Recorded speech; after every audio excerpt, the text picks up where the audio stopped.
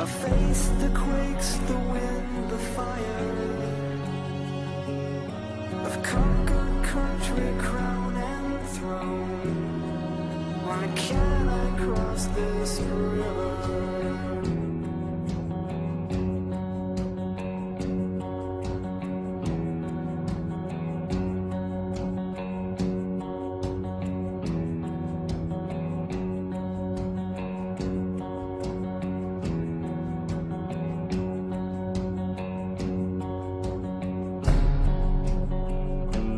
Angel, angel, what have I done? A face that quakes, the wind, the fire. I've conquered country, crown and throne. Why can't I cross this river? Pay no mind to the battles you've won. It'll take a lot more than rage and muscle. Open your heart and hands, my son, or you'll never make it over the river. It'll take a lot more than words and guns,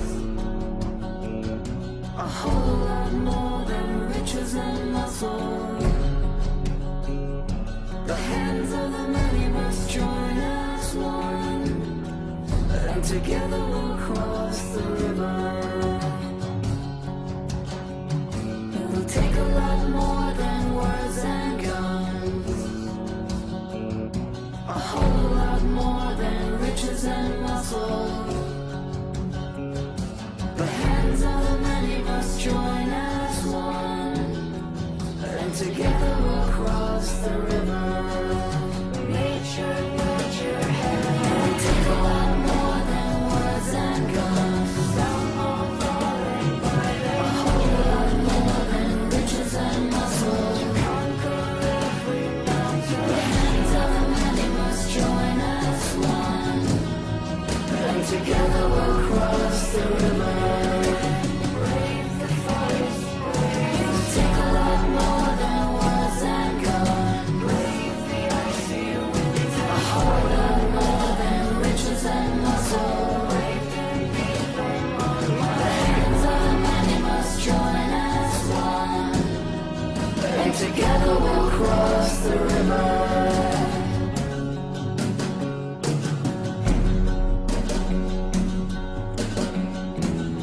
And together we'll cross the river.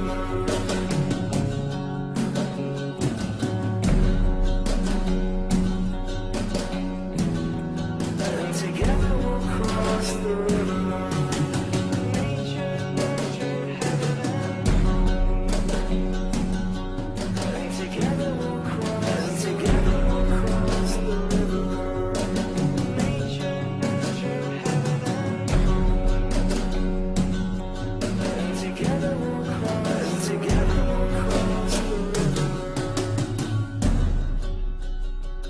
Today, Nick and I would like to announce our 2020 production schedule. You can tune in every Monday and Thursday night at 7 o'clock p.m. Central Time for our regularly scheduled broadcasts. Our productions include EBN Presents, which covers weekly hot topics, Nick's Takes, which tackles relative dramatic events and YouTube controversies. Lessons from Coach is our show that focuses on righting the wrongs in the media today. We will also continue our stop-motion animated series called Echo Base Adventures. We are currently working on our next feature film project and greatly look forward to its release. Finally, we hope that you join us on our weekly live stream called Why We Love Star Wars, every Saturday night at 7 o'clock p.m. Central Time. This is a home for all fans who love Star Wars in any capacity. And, as always, we are, you are, Echo Base Network, and we are out. I just wanted to say thank you so much for coming by Echo Base Network. A very special thank you to all of our subscribers. You make us who we are. And if you haven't subscribed yet, we greatly appreciate your consideration. Please make sure, whether you subscribe or not, that you hit that like button and you comment below. We would love to engage with you in that way. Thank you guys so much.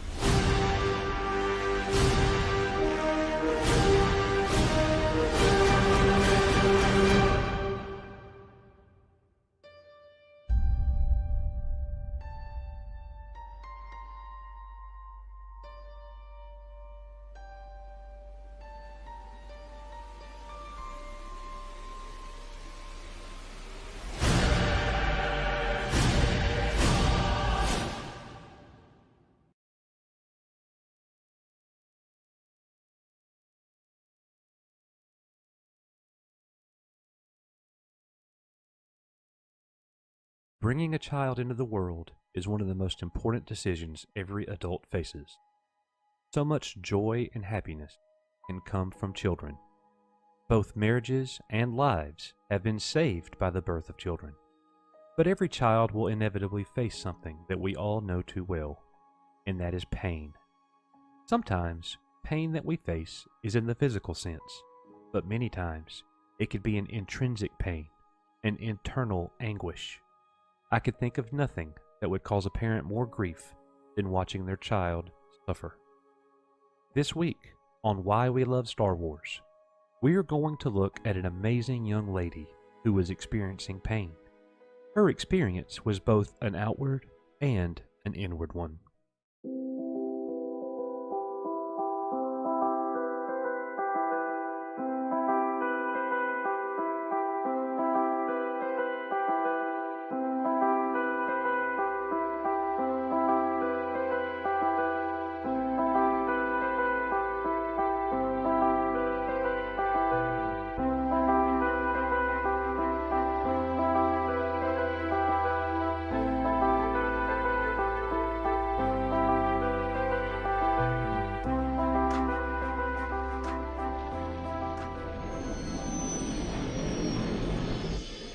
Bella is an 11-year-old young girl from Tallahassee, Florida. This young lady would certainly have her challenges ahead of her. She was adopted as a newborn baby and was born without fingers on her right hand. Her left arm was shorter than her right. Her mother, having just recently adopted her 11 years ago, knew she would have her challenges, but was determined to make sure that her daughter would live the best life that she could. For parents facing the thought of your child's limb loss or limb difference, it can be overwhelming no matter the cause. Many of them wonder if their child will ever be independent, succeed in school, play sports, or even participate in everyday activities. According to the Hanger Clinic, who specializes in pediatrics, prosthetics, and orthotics, these concerns are very real and completely normal for any parent going through such an emotional experience. The good news is there are prosthetic solutions designed to help children adapt to new and changing environments, to gain independence and restore function and mobility so they can live a full life with endless opportunities. Over the course of her life, Bella has had multiple surgical operations. Due to these procedures, she now has 3 fingers and a thumb on her right hand, but Bella desired a non-surgical option for her left hand, and that would mean prosthetics. Bella's family needed financial help for her to be equipped with such a life-changing prosthetic. The Tadlocks created a GoFundMe account to raise money for her new arm. Her fundraiser first caught the eye of actor Mark Hamill in November, who retweeted her appeal to his 3.6 million followers. The Tadlocks raised $14,000 in a matter of months, and it was time for her dream to come true. The arm is one of several hero arms manufactured by Bristol company Open Bionics. The company was a royalty-free licensing agreement with Lucasfilm to produce Star Wars cover designs for their bionic arms. Bella chose an R2-D2 themed hero prosthetic, as the young lady has a love for Star Wars and her hero, Luke Skywalker. After all, what hero could Bella look up to more fitting than Luke Skywalker, who we all know suffered from limb loss? Do you remember Luke squaring off against Darth Vader in the pivotal climax of The Empire Strikes Back? The main protagonist in the original Star Wars trilogy lost a limb, and all of us looked on as that did not stop him. Luke Skywalker would be back, and he would return stronger than ever as a Jedi. Bella was dealing with a real-life scenario for as long as she can remember.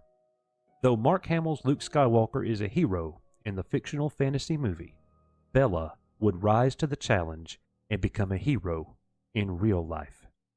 Then, Bella would receive her arm.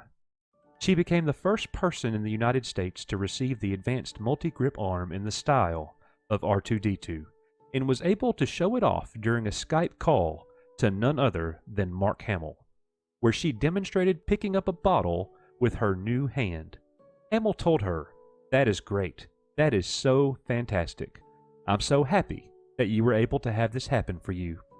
The Star Wars celebrity went on to answer lots of fan questions Bella had about the Star Wars universe. Bella's mom, Pamela Tadlock, said, "This is completely life-changing. Since Isabella was adopted at a few weeks old, she has overcome huge obstacles and endured many surgeries. Now she has a hand with no surgery and no pain. I'm so grateful to Open Bionics and Hanger Clinic. Bella likes Luke Skywalker because he lost a hand and was adopted just like her." Samantha Payne, Open Bionics co-founder, said, "We're delighted that Bella loves her new R2-D2 arm, and it's fantastic that Mark Hamill, who is a role model to limb-different children worldwide, is so proactive in letting these kids know that they have the admiration and support of one of the galaxy's biggest heroes." The Center for Disease Control, or CDC, estimates that 4 out of every 10,000 children are born with a missing or deformed limb. No matter how few people suffer from this occurrence, everyone needs heroes. In this case, Luke Skywalker has served Bella as her lifelong hero. The man who played Luke Skywalker then became a hero by helping with the Tadlock fundraiser. Then, Bella became a hero to us all and serves us as a great reminder why we love Star Wars.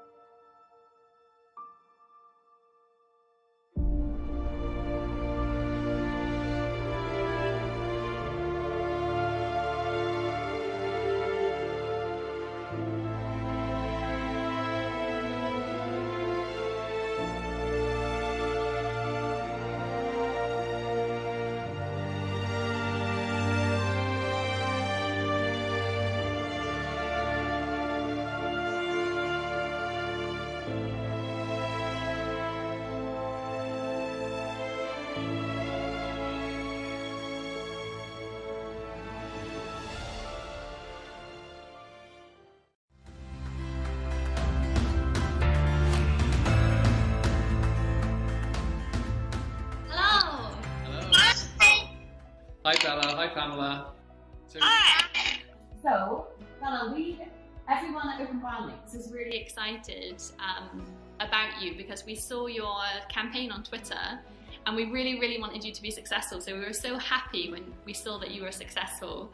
And we also noticed that someone else on Twitter spotted your story and he's become a really big fan of yours. Skywalker. Hi. How are you?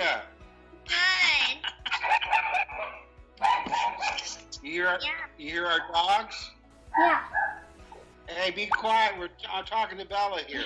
Do you have any pets, Bella? I have 2 dogs, 2 horses, 1 pony, and 2 cats. Wow. You know, I heard your story on Twitter. Just this morning, my daughter Chelsea was showing me the video of you with your R2-D2 arm. Oh man, that is fantastic. Wow.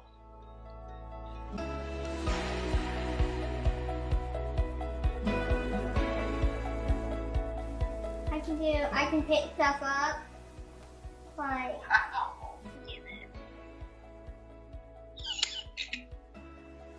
That is great. That is so fantastic. So now I heard you're a Star Wars fan, but I have to tell you, I'm a big fan of yours. I'm so proud of you. I'm so happy that you were able to have this happen for you. They call it a hero arm because you really are a hero. Aww. This is Mabel. Oh, that's Millie. And can you see that's Chelsea? Say hi, Mabel. There you go. It was great meeting you. And give my best to your whole family. And may the force be with you always. May the force be with you.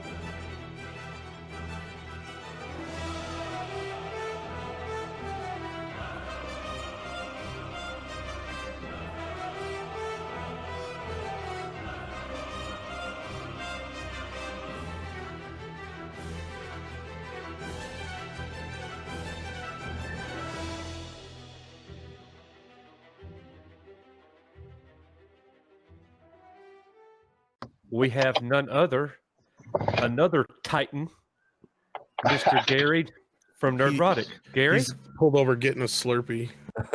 Yeah. Can you guys hear me at all? Yes, No, sir. I can hear your Sound beard. like grated cheese, but we got you. All I hear Okay, is yeah. beard. It's my beard. That's right. Yeah, I'm in the Grapevine driving down the butt crack of California right now on the way to go see Mom Roddick and go visit the Orville. Oh, nice. Lucky. Yeah. Yeah. And Congratulations, guys. It just continues to roll and get better. Or not get better, but, whatever. You can't beat Gary, but these people, oh my goodness. One of our favorite YouTubers on planet Earth right here, John Talks, and then the next one, another one of our favorite YouTubers on planet Earth, the amazing Lucas. Holy moly, look who is the Echo Base Network. How are you guys doing? Yum. can You're you guys hear? muted, I think can you hear me? Yeah, yep. All right, sweet. Yeah, how you guys doing tonight? That's all I care about. Forget about John Talks. I actually watched John Talks. That's the funny part. I went on. I donated on your super chat, I believe. You did. I still got to get you back on that one. So you can see me. How There about that? it is. There you go. go. Ooh, now it's a party. Wow. Yeah, and then you can hear me. Is that all good? Yep. Yeah. All right, good. I'm just checking in. There we go. That's better. Now we're Nice. now we're not. The reason I got this pop filter right here, because you have one. Oh, well, yes. Well, thank you. No, I appreciate that. But no, seriously, Lucas, I have to say that I've really appreciated your take on a wide variety of topics. I don't always agree with you, but I really enjoy your videos. I appreciate that. Well, you just mentioned bring in or bring characters together, and look who we just had pop in. Not just the narrator, much bigger than that. Everybody's overlord. All hail Doomcock. Hello, and everybody. I'm glad to be here, and congratulations, you guys, on your fantastic documentary. And thank you for letting me be a part of it. And hail to the amazing Lucas, and hail to the great Robert Meyer Burnett. Well, what we're all a hell of a guy. I bow to you, sir. I bow to you back. I'm not on camera for security reasons, but I bow to you. You are outstanding, and Free Enterprise is a hell of a movie. We hold you two in such high regard. We want to call you Mr. Burnett and Mr. Cock, okay? Well, thank you. That's very kind of you, Coach, and Nicholas Glenn. You guys are awesome. You guys are truly genuine, wonderful people, and I wish you every success on your channel. Hey, it's a pleasure. Really, I mean, I know I'm viewed in a certain light in terms of the channel size and whatever, but at the end of the day, you guys are my equals, you're my peers. You guys probably know more about Star Wars than I do when it comes down to the lore. I'm sure we do. I'm just louder. Yeah, I'm just louder and more bombastic, so it gets me more views.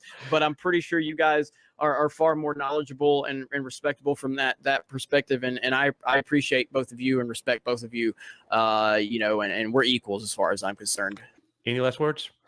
Thank you to everybody that came out tonight. Thank you to everybody that supported us. Thank you to all the people, all the other YouTube creators that came on our live stream and took the time out to be a part of this. It really means a lot to us. And we really just can't say thank you enough, And there was a lot of other people that we wanted on here that were busy, and hopefully we'll be able to have them on in the future and have more chats and videos and streams with them. But just me and Coach are just floored by all the support we've gotten from the community and everybody out there, and we're so grateful and thankful. Today, Nick and I would like to announce our 2020 production schedule. You can tune in every Monday and Thursday night at 7 o'clock p.m. Central Time for our regularly scheduled broadcasts.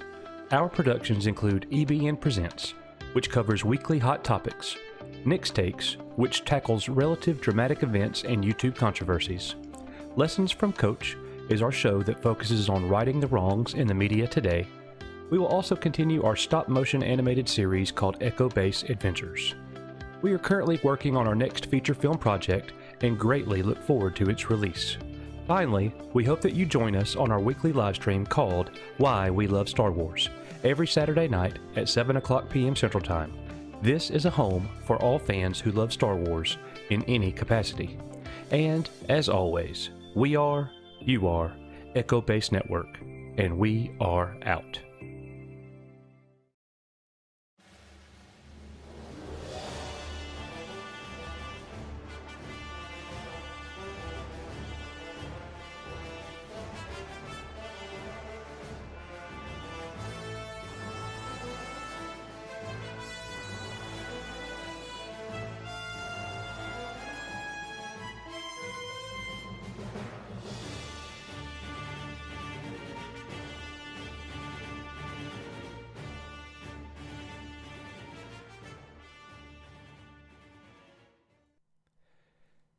And welcome to Echo Base Network. I am the coach. We are very glad that you guys are here with us tonight.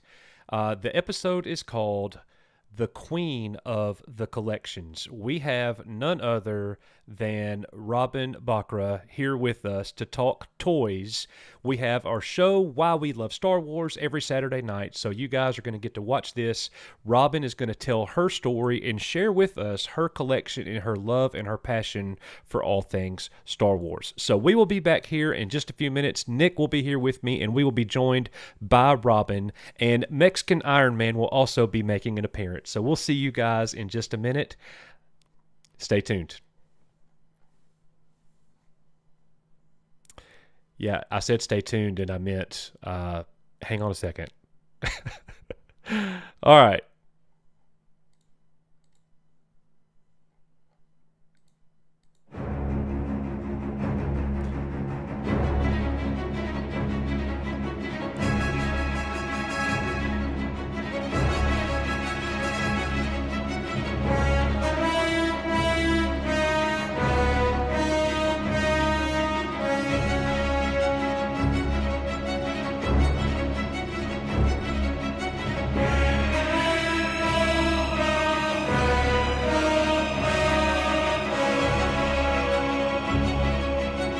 There is so much more to life than work, bills, and making sure that you get a good night's sleep. A big part of life involves chasing the desires of our hearts. For many of us, the pursuit of our passion is what drives us. We are here because we love Star Wars, but that love can be reflected in many different ways. Is it the movies? Is it the original trilogy, prequels, or sequels? Is it the soundtrack, books, shows, conventions? What about the games? Tonight, on Why We Love Star Wars, it is our privilege to tell Robin's story. Robin has a passion for Star Wars that many of us will understand, and some even share. Robin has a passion for the toys.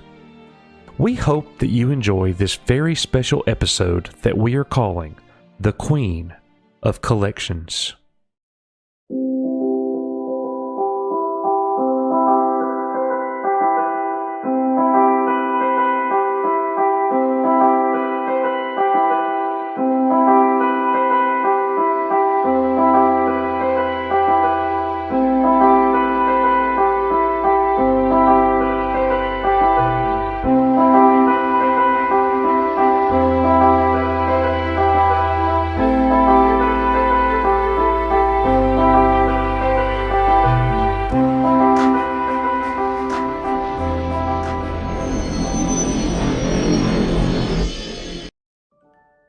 We knew that Dr. Robin Bakra would be perfect to have on our show.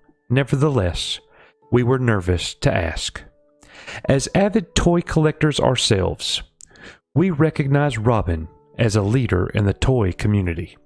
She is a force of positivity and kindness in the world of vintage toy collecting.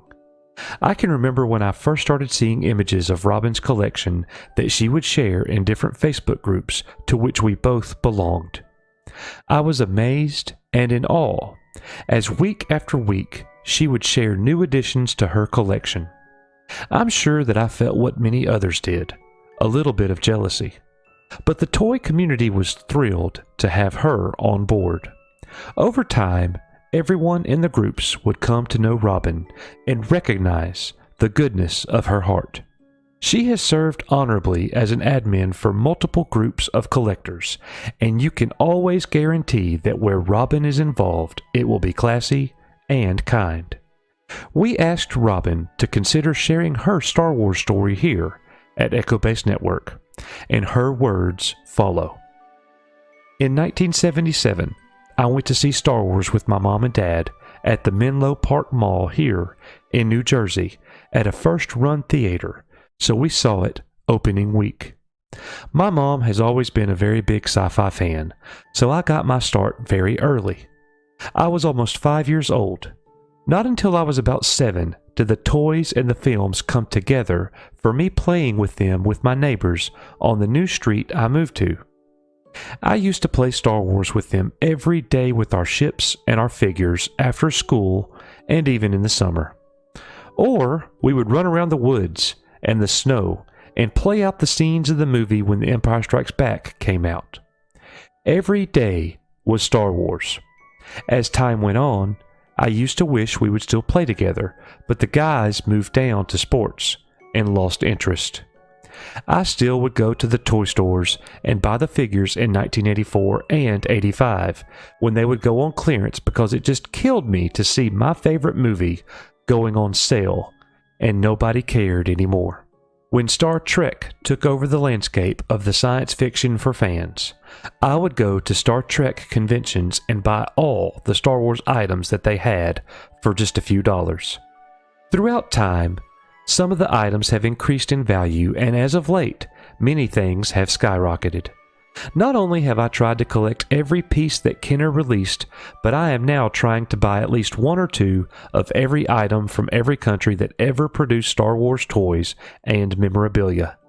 I must say that I am very proud that I was able to do a 7-minute clip on StarWars.com with Disney and Lucasfilm talking about how Star Wars influenced my life.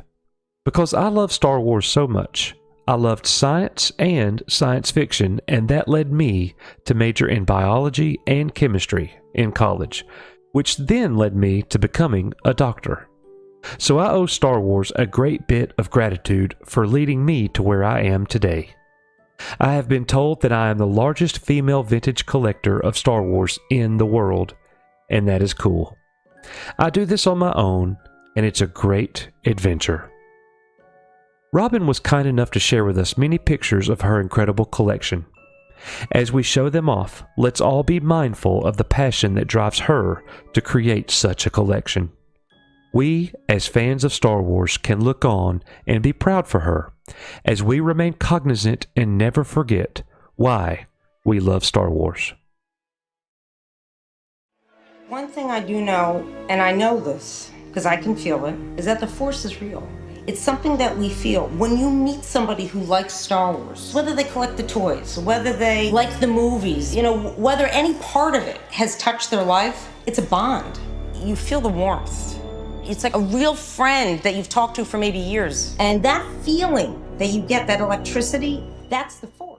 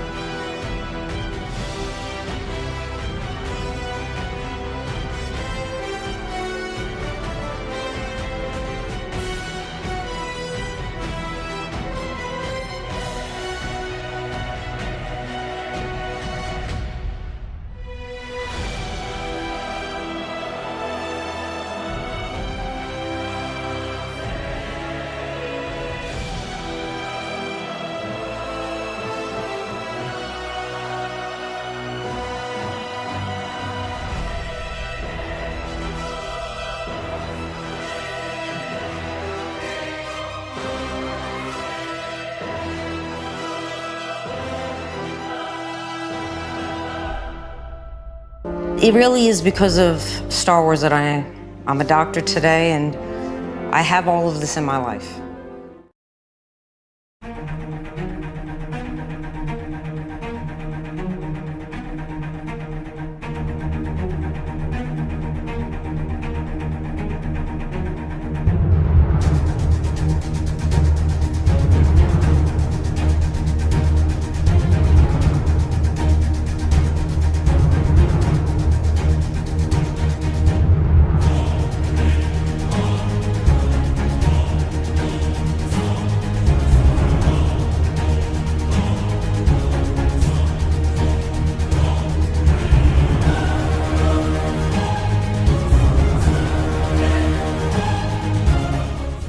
All right, guys, we hope that you enjoyed that episode of Robin's Collection.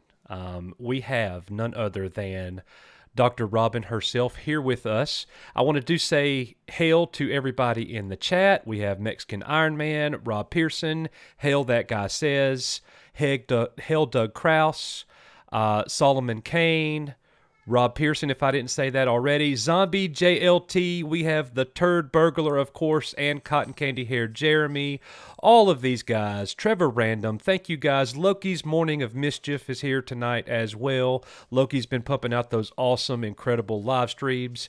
Chris Cook, thank you, hail to you, sir, as well. So at this time, I am going to bring in Robin, and we also have my other host here at Echo Base Network, Nick, is going to be here with us as well. Hello, Robin. How are you? How you doing? Oh, we are great, Robin. So excited to have you here with us. Look, I know a lot about, well, I mean, I say a lot. It sounds like I wrote a book about you or something. I know a little bit about your collection and a little bit about your story. And the people in the chat just got to see your story and in terms of collecting. So just tell us a little bit about Star Wars and the toys for Robin and how meaningful they are for you. Well, it started back, I guess, in '77 when I went to see the films with my parents here in New Jersey. And, you know, we were lucky enough to see it as a first run in Edison, New Jersey. And I was almost 5. And I remember seeing the movies, but the toys didn't come out for quite some time. And at the age of 5, you don't really recognize the toys for the representation of the film until you get a little older. And right around when I was 8, 9, that's the Empire Strikes Back days. And that's when everything really hit me. And that's when I became a much bigger collector. And every day, you know, you'd want the new thing. You'd get the catalogs, you'd open them up, and you'd plan to get like the next item that you would hope for, that your mother would buy for you if you got good grades, or if you did your homework, or if you cleaned the yard. So it started as a kid, you know, just collecting them, and that's what we all collected on the street. I mean, I played with guys every day, and everything was Star Wars. Every item you would want would be Star Wars, and everybody had a different item, and we'd all put them together, and we would play that. And then, you know, when we get tired playing with the figures and the ships and the toys, then we would play Star Wars in real life.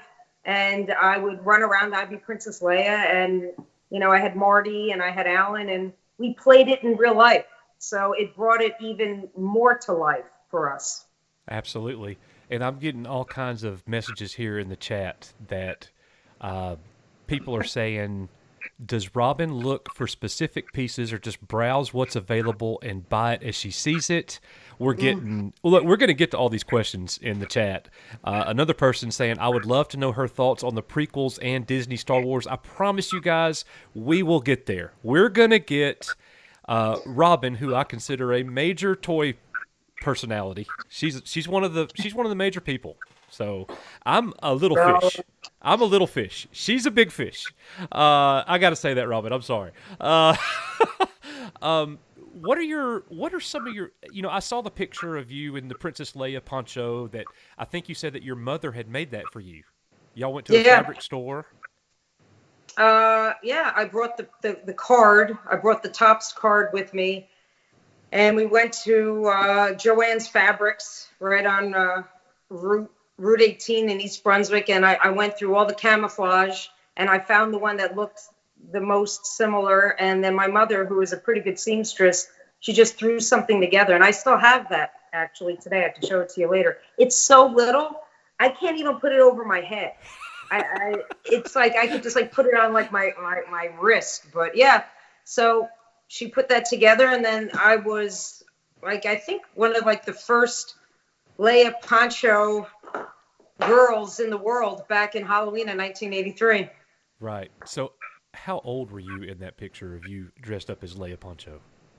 I was 11. 11 years old. Okay. So you Mhm, just age kind of, three, yeah. you just told us your age. Yeah, I'm 47. You got me by just a couple, not many. So what are some of the specific toys from your childhood? And they don't even have to be Star Wars. So people see the amazing collection that you've got behind you. And you see me here. I mean, look, here, let me do this. I'm going to do this just for everybody at home. Look, what you see right here, I love it. And that's really all that matters. But it's nothing like what Robin has. Robin is absolutely balling back there. You have outdone me, ma'am, in the pieces that you have and the lights and the cases, but the goodies inside the case, they are just so amazing. Tell us about, as a child, what were your favorite toys?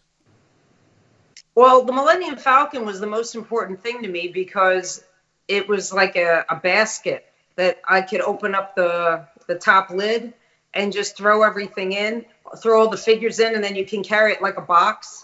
And then you could carry it to other kids' houses. So that was my everyday carry-on. I brought my Millennium Falcon everywhere with me, and I was the only one who had one. And so that was my favorite toy growing up. Now over the years, you accumulate more things. And while it's very sentimental, because it still has the dirt and the grime and all the memories, there's so many more things that the world has opened up to from other countries that I collect. And I've been focusing on buying foreign pieces. That's been my latest jam, so to say. Sure, absolutely. So you mentioned your friends, the boys in the neighborhood or on the street, yep. I guess. Yeah, Marty and Alan. So I had a friend who lived across the street from me growing up. And when I was at home, I was playing with my Star Wars toys, but her name was Karen. And Karen was 3 years older than me. And when I would play with Karen, she refused to play with my Star Wars toys. I couldn't go over there and play with Batman. I was playing the Game of Life and Dolls and Barbie with Karen. And if I didn't, Karen could also kick my tail. So I was forced into that. So were you friends with these kids before Star Wars? Did Star Wars kind of bring y'all together, or was this just a given that y'all were going to play with your Star Wars toys? How did all that relationship go? I moved to a new development. It was a street that had like 14 houses, and we were all new kids that moved on the block together. And, you're talking, I was six. So 6 turning 7, and 7 is known as the age of reason.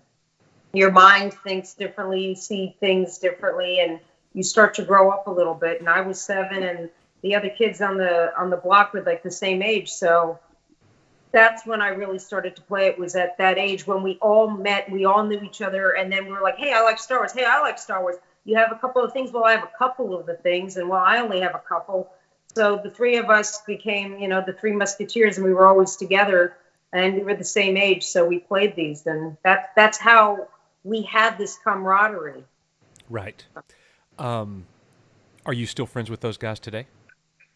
I'm friends with them on Facebook.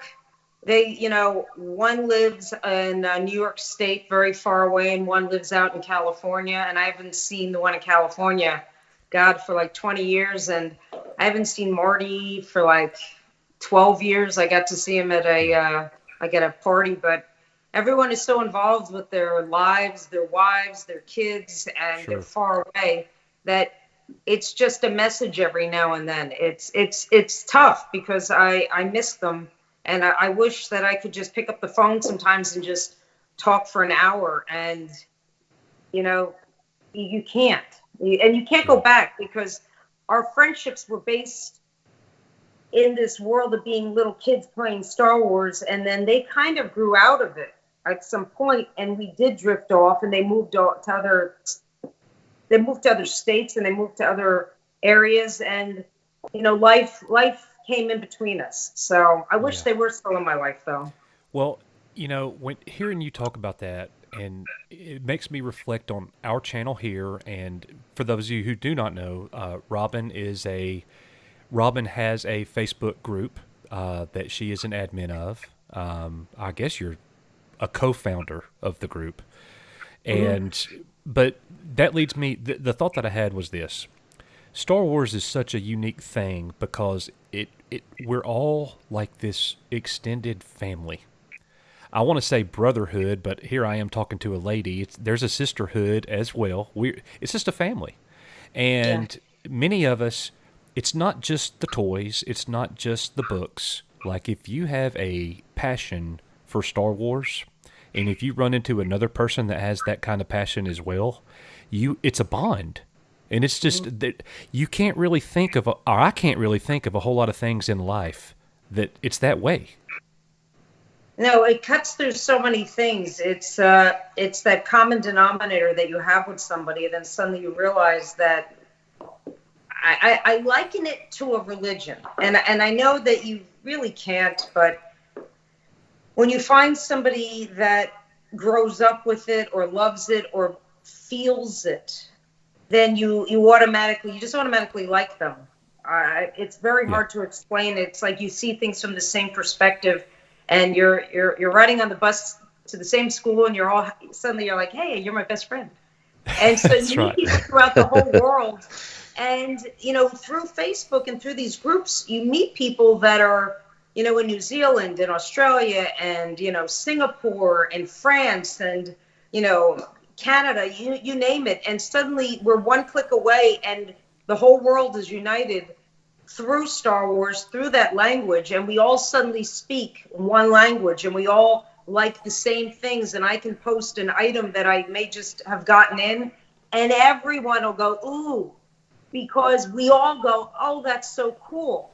And we all suddenly focus on that, and it brings us all together, because it's really about, in a lot of these groups, it's about the toys, and then the friendships you make through the sharing of it. But I mean, I have people on the page that don't collect. They're cosplayers, they're droid builders, they're playset makers, or they're just fans of the film, and they don't have anything to do with it. They just like the film. So there's so many different aspects that are brought together through it. And that's actually what Celebration in this past Chicago, the one that they held there, that was a lot of fun, because you meet people that are from all over the world, and you go, oh my God, I know who you are. Hey, you doing? And you shake their hand, and it's like they were a two-dimensional figure, and then suddenly they're like a warm, soft eye you hug, and then you realize that it's real. Yeah, absolutely. I definitely agree with you there. You mentioned that the Millennium Falcon as a child was your favorite piece. So what about now? What's your favorite piece now? Let's do the burning house. God forbid. House is on fire. Okay. Well, you can only grab what you can carry. Oh, ladies and gentlemen, Nick is here. Nick, tell everybody hello. Hello, I've been here the whole time. I'm letting our guest speak because she's way more interesting than I am. So. I agree. No, not at all. I'm just here to talk about toys. Okay. Well, I did pick this up from the Propstar auction. It's an original puppet from Return of the Jedi that I remember seeing as a kid, and it's the puppet that was in the basket that they were petting. And since the movie had come out, they had reused some of the props in the Caravan of Courage and the Ewok Adventure.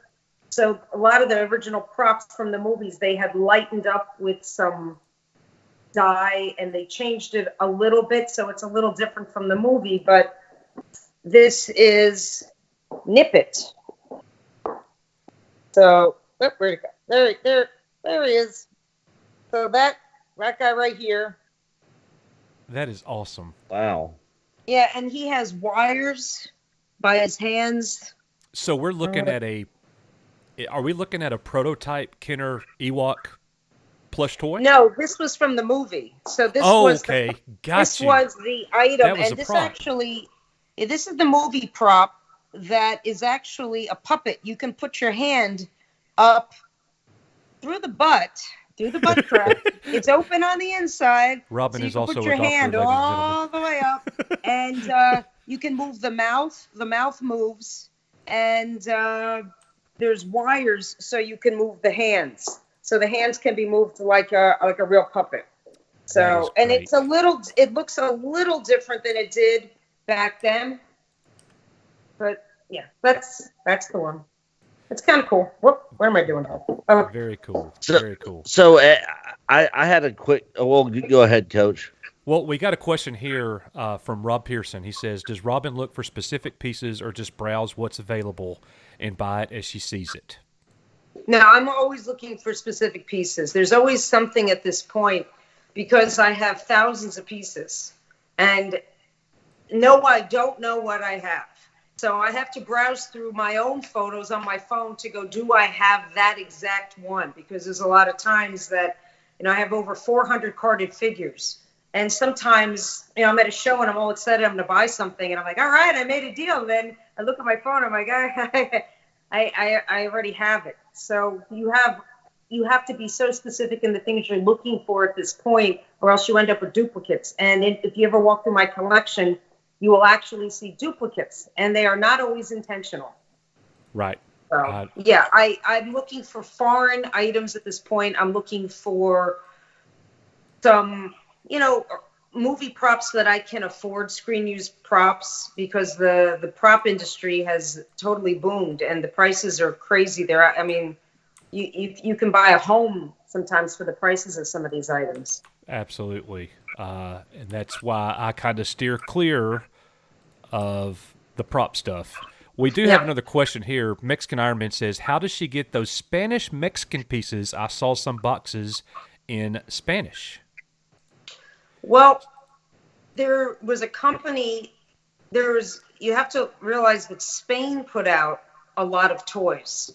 And so there are things that are in Spanish, and then there were things that were put out by a company called Lily Letty, and Lily Letty put out items also. So those were written in Spanish, and those are from Mexico. So not only do you have, pieces from Mexico, but you have pieces from Spain. So, and a lot of items really are through other collectors, because you get to a point where you can't find what you want on eBay. You have to go through other people who offer it to you. So it's a matter of friends at some point that come that help you. Right. Nick, you were going to ask a question just a moment ago. Yeah, I was just curious, so what are you looking for specifically right now? Like, what's the one thing that you have not acquired yet that you want, like, more than anything? Is there anything out there?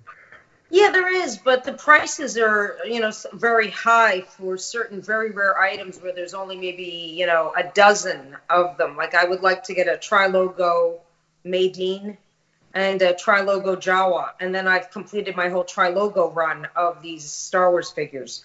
And, the Maydeens are very hard to come by, and they're really expensive. So the last one that I could have purchased in the past couple months, I couldn't come to any agreement on price, so I didn't get that. And then I was too cheap to buy the last Jawa, and I didn't get it, and now I can't find one. So now I'm back to the drawing board. So there's specific items, and people know what I'm looking for. So when they come up, I get messages, or I get tagged, or I get offers every single day for items. I mean, every single day there's somebody saying, hey, do you need this? Hey, do you want that? And I usually have it, or I'm not really looking for that kind of item at this point. Right.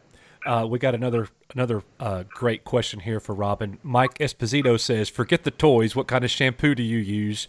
Your hair is magnificent. Yeah.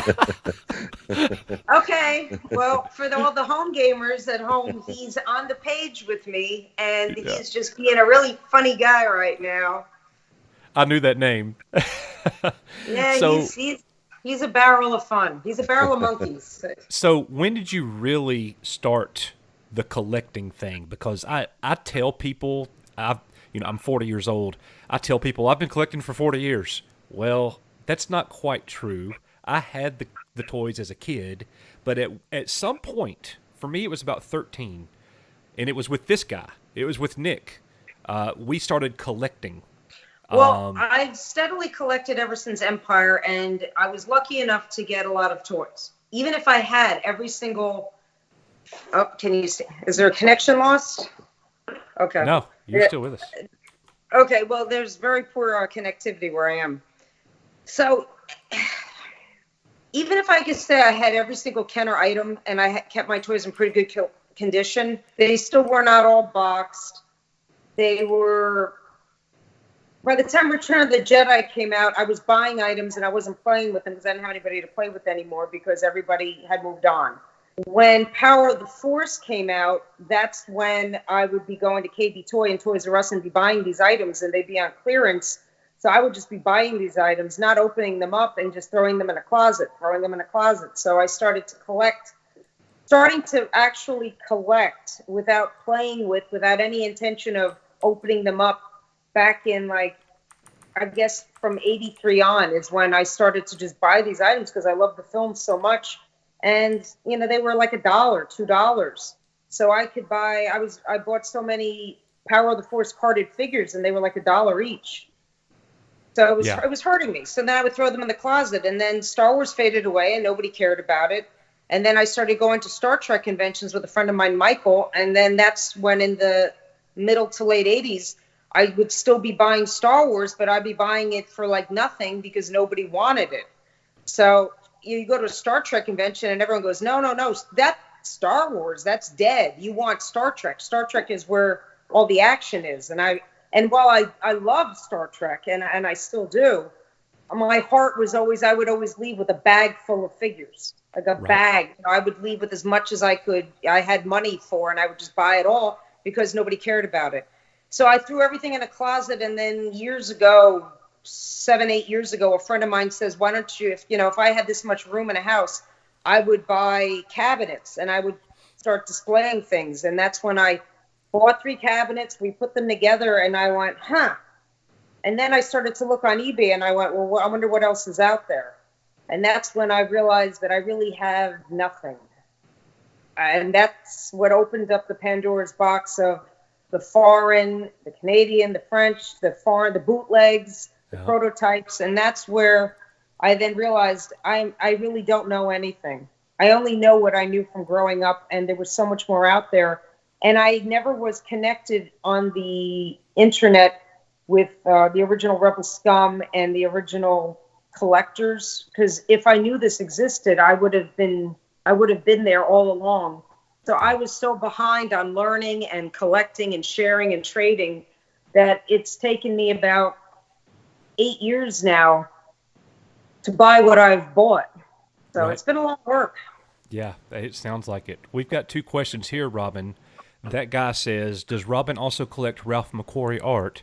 I can stare at his artwork for hours. And then Turd Burglar says, ask Robin, does she have a carded plastic cape Jawa, which we actually did see he must have missed the live broadcast. So. Yes. Let's see. There it is. There it is. There he is. And I believe that's an AFA 80. Not that matters. Yeah, it's a rarer one also because there's different backs to them. There's A backs, B backs, and C backs. So by the time nobody really liked these vinyl cape Jawas, they were kind of all, the mothers didn't like them. So they revamped it and they put cloth ones on. This is actually on a B back. So they used up all the vinyl cape ones, and then they still had some left over on this new card back. So it makes it a little bit more rare. So Right. I mean, if you're a collector, you would go, ooh, I want that one. And you know, I look at it and I go, oh, okay, who cares? But there's people that want to get the variants of certain pieces. Have you ever come across the Palatoy version of that plastic Cape Jawa?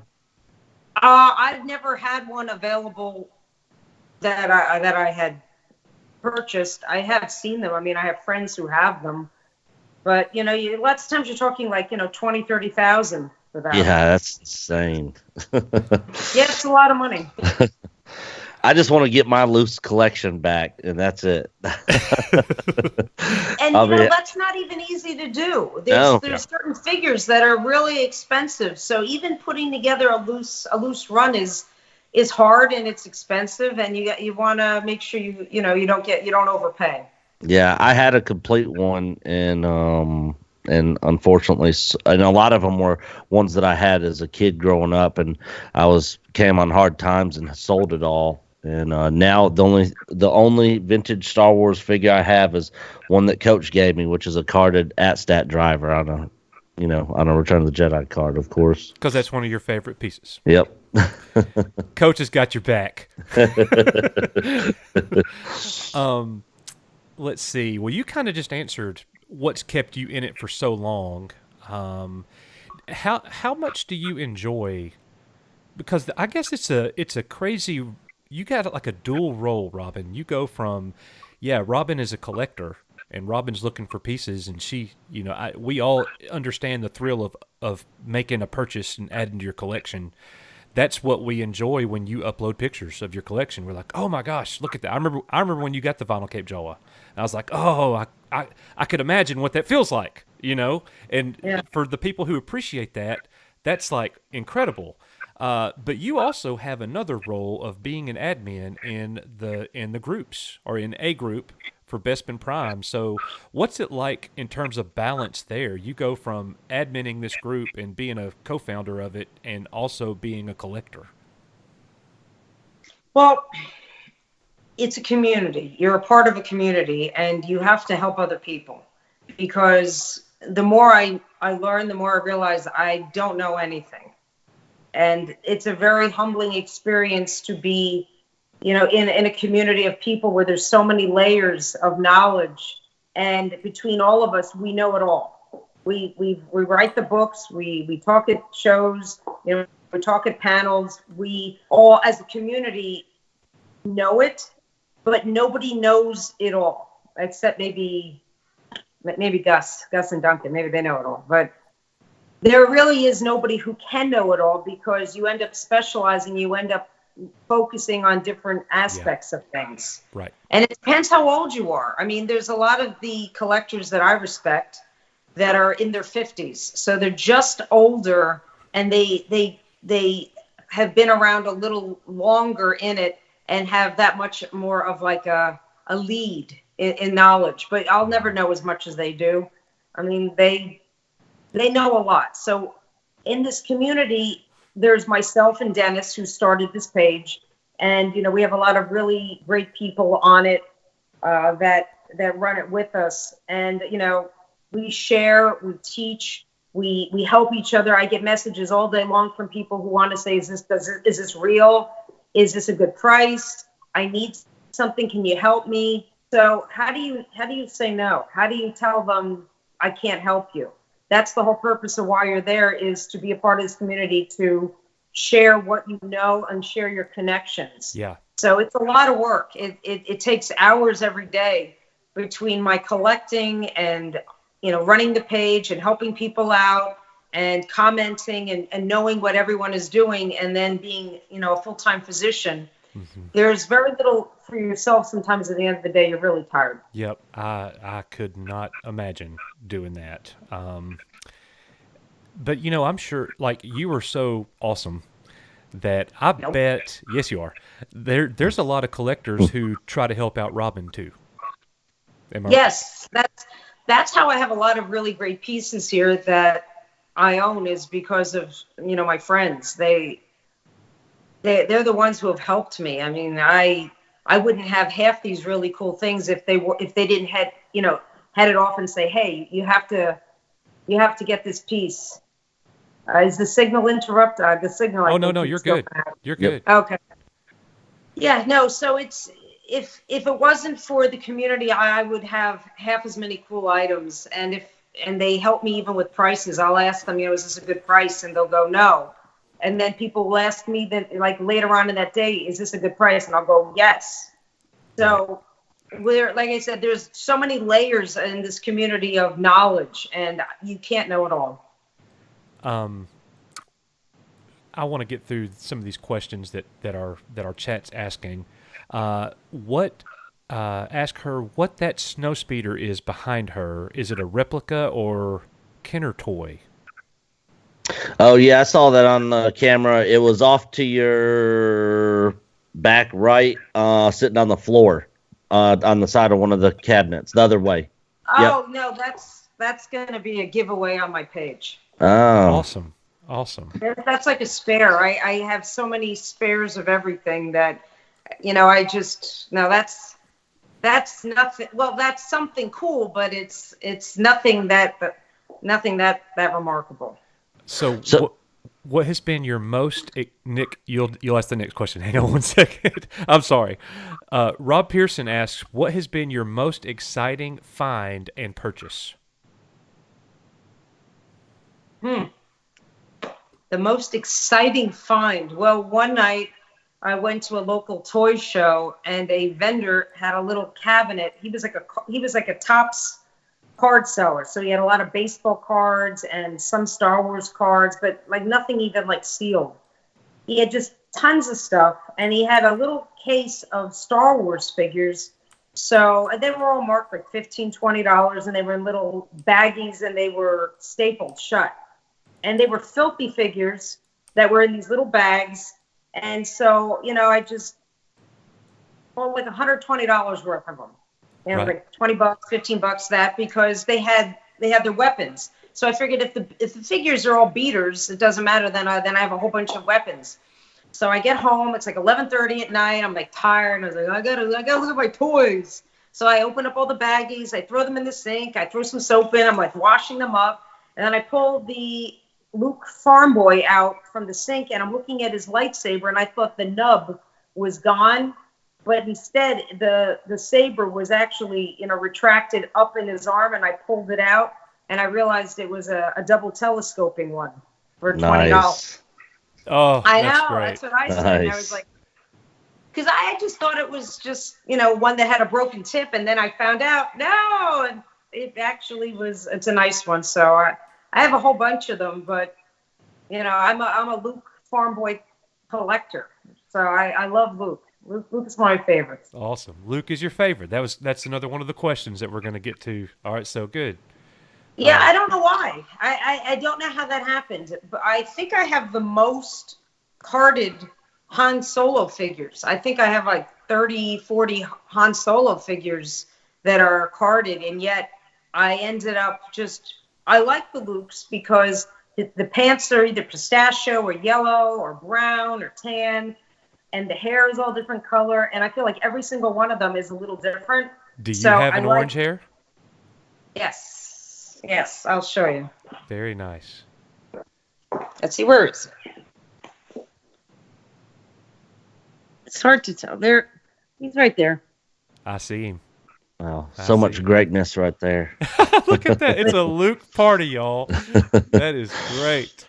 I think that for me personally, my favorite Luke figure, I think, was probably the Luke Hoth figure. I really, really loved that figure. I'm with Robin. I'm going to say Farm Boy Luke. As you see, I have, I don't know whether you can see, I have quite a few of him as double telescoping here. Uh-huh. Yeah, that is awesome. Sorry about that. Yeah. You were going to ask her something just a second ago. Yeah, you were talking about your friends and other people in the community and stuff like that. I was just curious if you had any relationship with Steven Sansweet and what your thoughts were on him. Steven's a really nice guy. I had dinner with him in Nashville actually a few months ago. Oh, nice. He's a friend. Yeah, and he's a very nice guy. And he runs a wonderful, and I'm actually happy you brought that up. he runs Rancho Obi-Wan. You know, he started this years ago. It's his, but it really is something that he's leaving to the community in so many ways.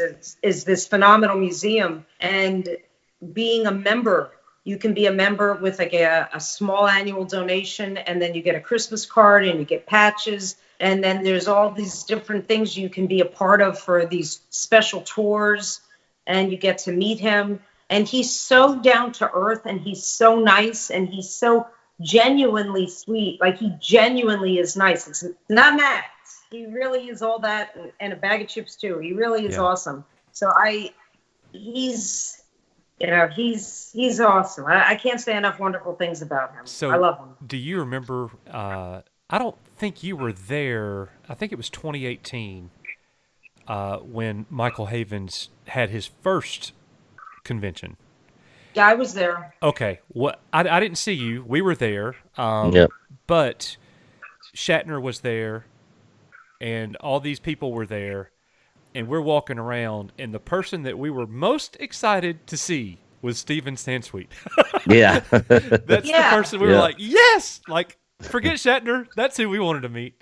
Yeah. Well, you know, he's such a big part of this because he's dedicated so much of himself to putting together. Now, talk about trying to put one of everything in the world together. He's putting every single piece of Star Wars memorabilia, of toys and collecting and items in one place, and it's absolutely, it's phenomenal what he's been able to do, and that is really his legacy. Yeah. And he's awesome. And at the last show, I had brought him my Tome Arts guide, and I'm like, listen, I lost my first one that I bought from you from, it was like a home shopping network thing. It's the only thing I had ever bought. QVC. But years ago, he was offering it on QVC, and it was signed. And I was like, oh my God, there's a whole list of all the things in the world. I mean, this was before eBay. This was before, you know, and like, to me, the Facebook, you know, intranet, I can't even tell you what. Yeah, we're talking a long time ago. Yep. I guess it was right after college, and I bought it, and it was signed, and I was so happy. And then I lost it in the past few years, and I'm so miserable. So I ended up getting another book. A friend of mine sent it to me, and I brought it, and I was like, "Could you sign this? I lost my first one." And he signed it, and he wrote, "Don't lose this one." Oh, that's great. Yeah. Look, me and Nick used to call each other like on the phone in the mid 90s in 1994. It'd be like, Steve Sansweet's on QVC. And we would sit on the floor and record it, Robin. Yeah. I don't blame you. Yeah. I don't blame you. If I was a little better with recording in VCRs, I think I would have done that too. I mean, he is a god, and you know, to us, I'll always be a kid, and he'll always be a George Lucas-like character in my mind. Of he's got the toys. He's like the ultimate Santa Claus. Yep. Does he get a lot of help from Lucasfilm or from anybody on that side of things? Or No, not that I know of. I mean, I think years ago there may have been a little bit more of a connection, but you know, everything is so corporate now. And when everything kind of died off, it was, you know, he was left on his own through, you know, raising money, and he gets donations and he gets toys sent to him. But you know, now that it's Disney is a whole entity unto itself, and it's its own power. So it has severed ties with a lot of the original people that it used to be, you know, what that Lucasfilm was with, and they do things their own way now. And you know, there's a lot of criticism that, you know, they're not listening to the fans, let's say. Absolutely. Yeah. But that's a whole nother discussion for another night. Yeah. That sounds good. We got another question here, Robin. That's a good one. Robin looks familiar. Wasn't she one on the Star Wars YouTube channel Spotlights that the official channel did? Yes. That was you. That was me. I did a special with Lucasfilm and Disney. It was like a 7-minute film with Jordan Hembrow called Our Stories. And we filmed here, and it came out pretty cool. And then we were previewing it at Comic-Con in New York City, and at a panel, which was so cool. Yeah, there's Jordan, my buddy FJ. FJ is one of my best friends writing back at me. I met him through this, and I'm so grateful for meeting him through doing that program. It was a lot of fun. And, you know, it's like, how did Star Wars influence me? And it led me to loving science and science fiction and becoming a doctor. So I owe Star Wars my career today, because if it wasn't for becoming such a big sci-fi nut and science fiction person and loving all sciences and then majoring in biology and chemistry and, you know, going that aspect in my life, going that way, I may not be a physician today because of it. So I owe all of my collection. I owe so much to the films. So. And here you are. You want to tell us a little bit about this picture? Yep, that's up on stage at Celebration in Chicago. I was there. Pretty cool. Yeah, that was a lot of fun. You know, we were, you know, just introducing ourselves. Myself and FJ and Jordan were there, so it was a good opportunity to go on stage, introduce ourselves to everybody, you know, at the convention, and just go, hey, what's going on? Just because the show is a good show, and Jordan has another group, a second series coming out right now. The first episode dropped, and they're very meaningful. He really does put together, you know, good interviews, and, you know, he picks good people.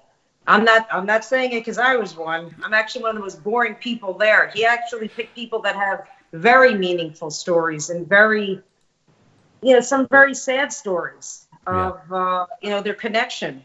But like I say, we all are connected through the Force, so we're all sisters and brothers of it. That's right. We're all Jedi in some way, or Sith Lords. Those are the toxic collectors. Coach has me as the ultimate Sith Lord right down here at the bottom of the screen. Yep, that's right. Hey, Abdul Hamani says, Robin, tell us about the other toy lines you collect that is not Star Wars. Okay, well, Abdul is also a very good friend of mine. He's a fellow admin on the page. You know, these guys are so hard on me. I collect another sister line of Star Wars, the Kenner line of Indiana Jones. So the Raiders of the Lost Ark. I have everything carded. I have all those items, and I also collect GI Joes. I collect the Black Hole, Mego. I collect Dune, all the Dune carded figures. I also collect all of Battlestar Galactica. There you go. There's Bob. There's little Bob. Vincent. No, is that? Let me see. It's Vincent. I wish it was Bob. Oh yeah, no, that's the cheap one. Hey, the expensive one. Yeah, that's right. That's exactly right. I'm like, you're showing me that. I thought that was the guy. I wish it was the Italian-made old Bob. Over my sink. Yeah, I'll get him. Oh one no, day. I love Vincent. Vincent was adorable, but I really, Bob, I thought you were showing me something there with Bob. I was going to say, wow. And you should show me the humanoid. Do you have a humanoid? I don't, but I will. I want to get one. On I've wanted to buy one so often, but they're usually missing their little booties. Yeah, that's right. That's right. You'll never get one there. You if you're lucky, you get maybe one booty for $1,000. So I was curious, what are your thoughts on some of the newer stuff, like the HasLab, Jabba's sail barge, and some of the new stuff like the retro lines and some of the new stuff that's coming they're out? Very cool. It falls under a whole category of items called modern. Yeah. And I'm just getting involved with knowing a little bit more about modern items. So I think, did we lose connectivity? No, we're still here. Han and Carbonite. That's awesome right back there. Yeah, Nick's, you're going to have to show us the Han and Carbonite sometime. Hey. Hey, we're here. Yep. Yeah, there's no signal where I am in the house. I'm back. Yeah, that would fall under modern items, and I'm not as knowledgeable when it comes to a lot of the modern pieces as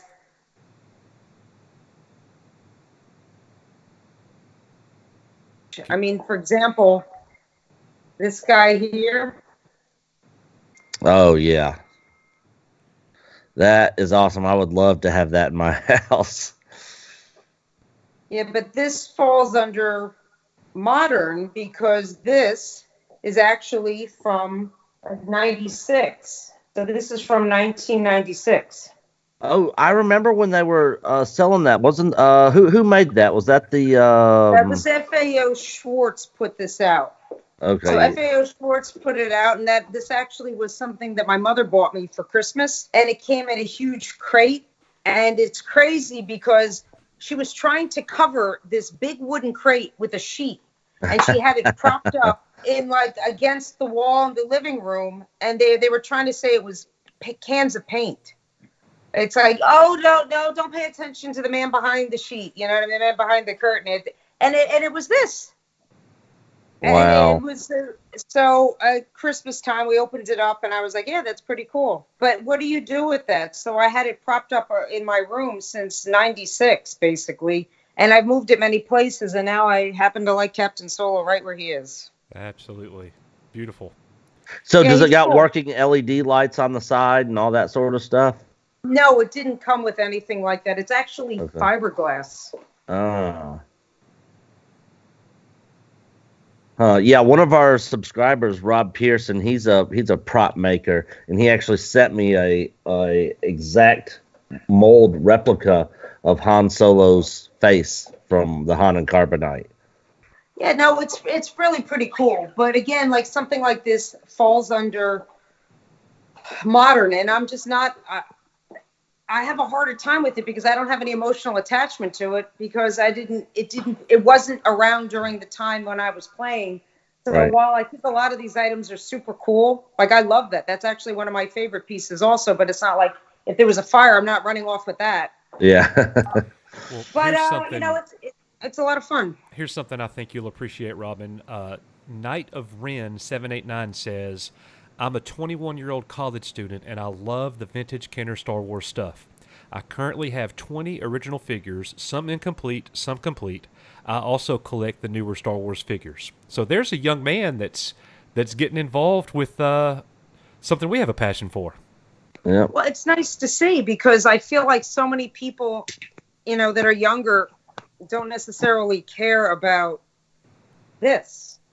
That's right. You know, this, Yeah. And that's what we and grew I'm up with. so happy to hear that he likes it because that actually means a lot to me. Absolutely. I We mean- want the next generation to love it too. I And remember you're- seeing this in the store. The Return of the Jedi box with all these lightsabers, and of course it was obligatory. As soon as you go to Toys R Us and you'd see all these lightsabers, you'd have to get one out and you have to swing it, and you'd have to try to smack somebody you were with just to Yeah. hear that waffle sound. Yeah. And now I have a whole case of them, and one of those I got from you. So Yeah. Can I thank see you. the one that I sent you? Can we be reunited for a moment? There he is. I see him in the middle. Yep. There he is. Okay. So, and he means a Oh. lot to me. But Well. Knights of Ren, it makes me really happy to hear that you care and you're collecting, because you see, loose figures, it's a lot of fun. It's really addictive. I don't think I can go to a toy show and not buy a loose figure. Yeah. I They're agree. like potato chips. You can't not. You see them and you have to buy. Yep. So I used to have more. So speaking of, when you were at Celebration, they had so much there. But did you buy any loose figures while you were out there? Oh yeah, I probably bought 20, 30, 40 of them. You can't not. You just pass a booth and it's like, what? Look, $10. Oh look, $5. Yeah. So before you know it, you throw a whole bunch in a pile and you go, how much? You don't need them. Yeah. It's not like you need to buy them, but it's like if they're cheap, you buy them. Why? Just to put them for your army. I keep a lot of loose here. You know, I keep my loops and my squid heads. I like to collect the exotic squid head colors. And I have, some really cool ones. And then I keep some of my Ewoks down there. The Dirty Secret.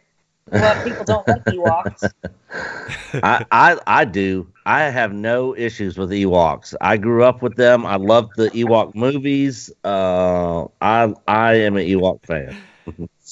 Your Well, buddy, then- our friend Dennis Hall wants to know if you have a focus character, Robin,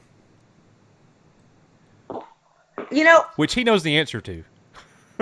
I have a couple of focuses, and Dennis and I both collect R2D2s. So he and I both collect R2s, and I actually have a lot of my R2D2s that were his. So my valuable R2D2s were actually at one point in Dennis's collection, and they're now mine. But I like Luke Farm Boy, and I like R2s. But then again, then I could suddenly say, well, I really also like Jawas, and I really also like the Death Star droid, and or I have squid heads because I have a squid head collection. So I just want to just shut the hell up right now, because then I'm just going to look like I'm scattered, because I am scattered. That guy says, does Robin have a 1995 Power of the Force Princess Leia, the one that was discontinued because she looked too manly? Oh yeah, those. Power of the Yes, Force I do. 2. Yes, those are all boxed up. Those. You're gonna love this. I actually keep those things in a closet. I don't blame So you. I closet those things. So those are boxed up, and I have a closet in the back here, and in this closet back here is every single thing that I keep hidden. But yes, I do have one of those very interesting looking ones. Yeah, It doesn't look too good. all my modern stuff from the 90s, I ended up splitting up between all my nephews for Christmas, because I tried selling it because I needed the money at the time. I couldn't even find anybody to even buy it from me. Yeah, there Like, was a nobody. time that nobody wanted a lot of these things. Yeah. I mean, like Yak Face. I know there's a lot of people that you were mentioning that maybe don't know a lot about Star Wars, figures, but like Yak was not released. This guy, the first one over here, hmm he was not released in the U.S. Yeah, I bought mine from Europe and got a good deal when I completed my first original run. Yeah, 'Cause a they're lot of so these expensive things, here. Australia, Canada, Europe, they weren't released here, so it's not like I could have had it as a kid. Yeah. There was no way I would have had it. So, any other questions? Yeah, Cotton Candy Hair Jeremy. This is the question that a lot of people have been waiting on, because I don't know the answer to this. What are your thoughts on Luke in the new movies? I grew up and Luke was my hero. Okay, Luke Skywalker was what the films were about. He was the main character. Everyone else around filled in the gaps of his journey. So going back, seeing the first three films, you see them and you're like, oh, Luke's not in it, but this is how Luke is born. So this is where Luke comes from. This is like his origin story in some way. And then these last three films, he was missing basically in the first one, and then he's in the second, and then dies. So I don't like the way he went out. I don't think it was fair to his legacy that he was a grumpy old man drinking blue milk and just being bitter and giving up, because Luke was the eternal. He was the eternal hope. He was a new hope. And to see him die, to see him just choose to die and just blow away is very disheartening for, I think, a lot of fans, because he could have come back and lived. I mean, he could have come back to continue on and teach more Jedis. And instead, he gave up with Kylo because he failed. It's just depressing, So I don't think that they gave him a good legacy in any way by killing off all the original characters. Robin, you asked me a question the other day when you and I spoke. You asked me, why did I pull back away from the toy groups? And I really couldn't.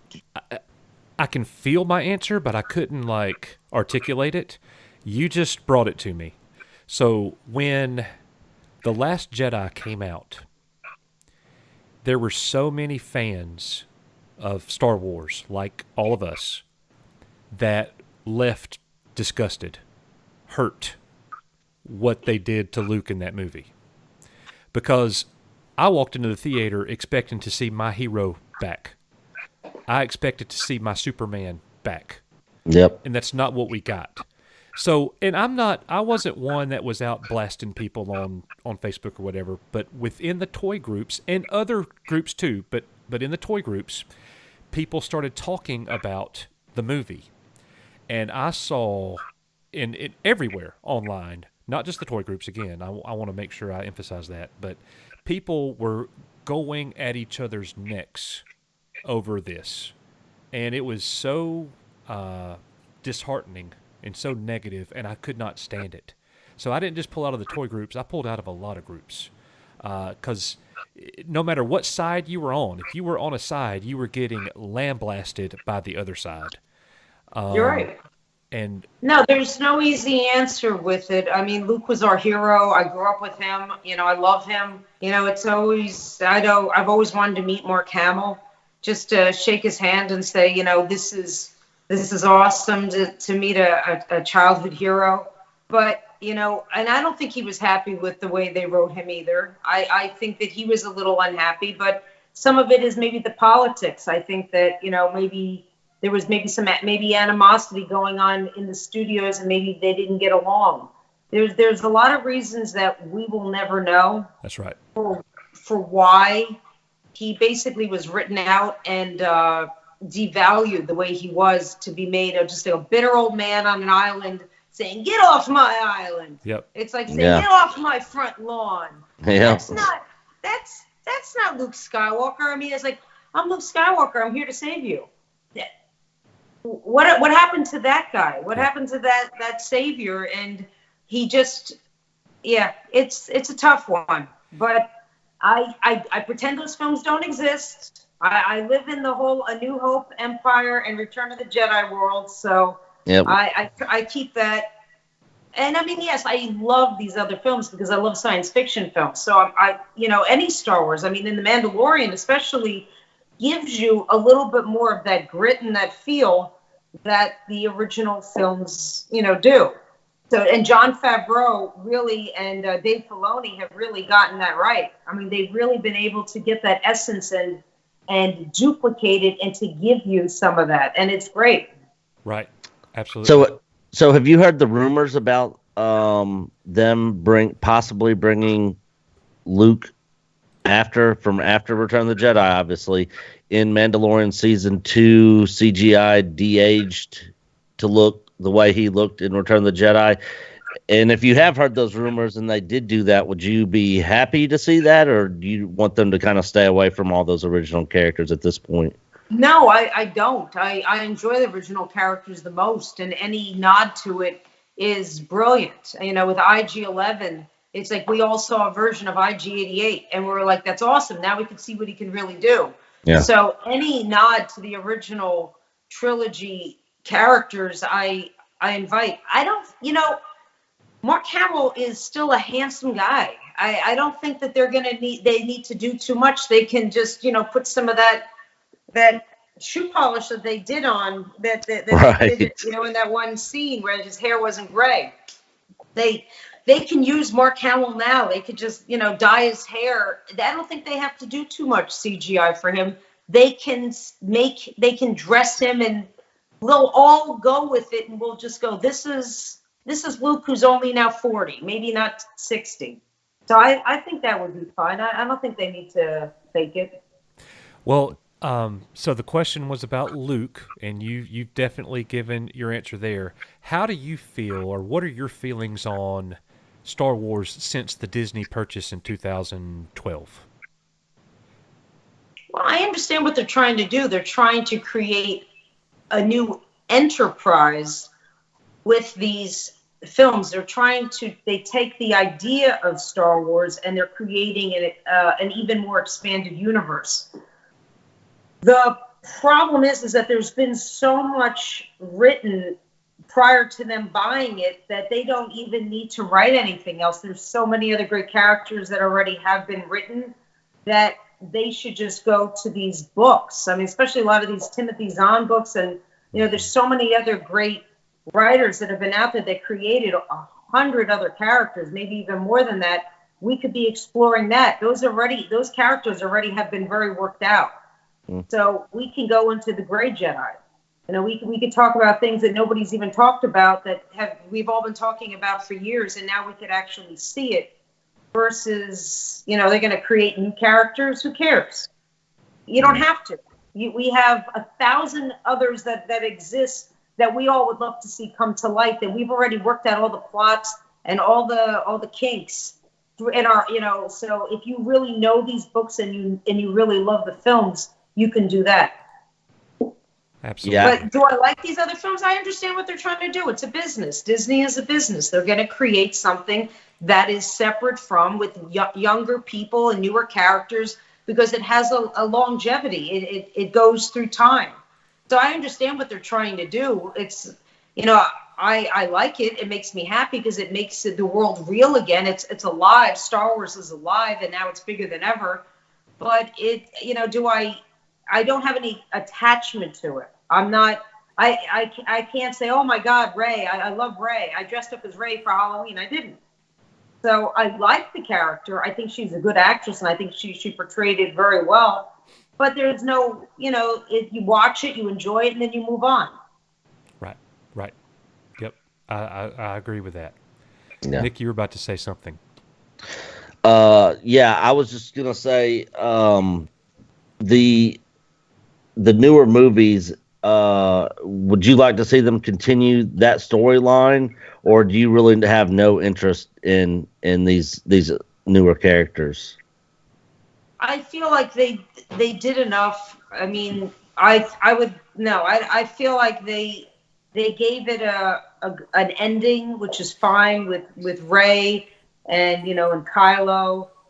It was all summed up. I felt very complete. It was like watching the end of Return of the King from the the Lord of the Rings series. When you're watching it and you're like, there was like 10 endings, but every single one gave you just that little bit more of completion.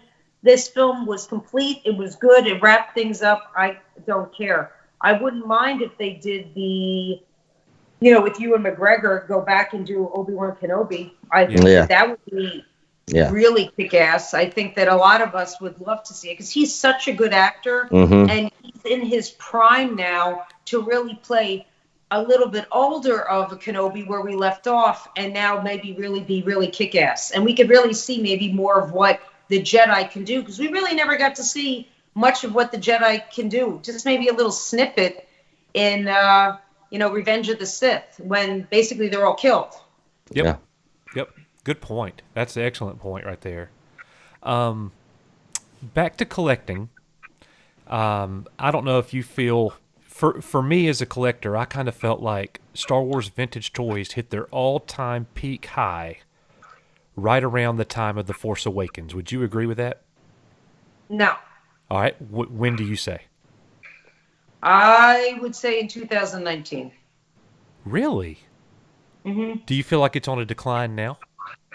Certain pieces, I think that certain pieces are, like a lot of the production items, I think, have seen their height. If they made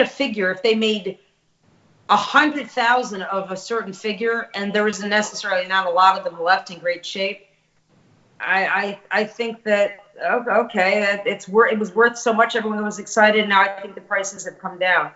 The rarer items that are in very good shape that were released in other countries have a higher benchmark to work from.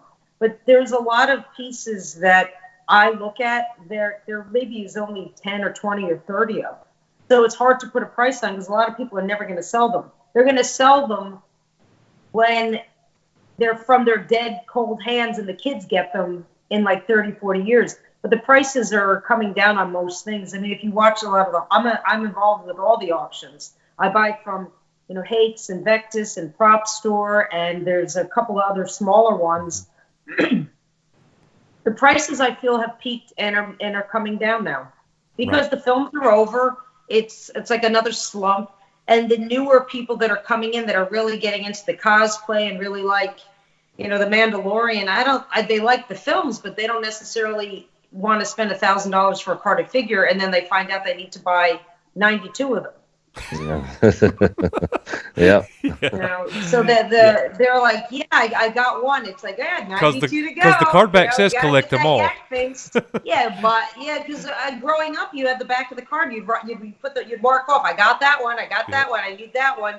And so the younger people, while they may collect, they don't have the emotional attachment to this is my Luke Skywalker that I played with growing up. They're not going to have that. And it's us that are in our 40s and early 50s that really will pay the big bucks for these things. I can't see these younger generations really caring. I mean, they don't even collect. They don't want anything. I have 10-year-olds that come into my practice. They come in, they're playing the games. They don't want anything. And a lot of the millennials are very unmaterialistic that they don't want anything. Right. So how do I say I have thousands of toys? They would say, why? You want an experience. What you should do is sell all that and go on a trip. And I'd be like, well, I don't go on trips, so I can buy toys. Yeah. So it's like it's the next generations just don't collect. They don't care about toys. They didn't play with them. And so that's why it's a dying thing. It's like trains. It's like, I always say, stamps. It's, the baseball cards. Yeah. It's dying. It's dead. Nobody cares. Everyone moves on. The cars from the 50s, they went up. They've gone down. The cars from the 60s, they went up. Yep. They went down. The Yep. cars from the 70s, they went up. Now they're coming down. Now my generation are all excited about a Fiero. They want that Trans Am. You know what I mean? They want the big Firebird. But then we'll get older. We'll sell them off. We won't want them anymore because our backs are bad and we can't get that low into a car. Yeah. And then the cars from the 90s. So it's whoever is the people in the market that have the most expendable income that are dictating what is hot. And then as we put our kids through college and then as we retire, these things will just slump like anything else.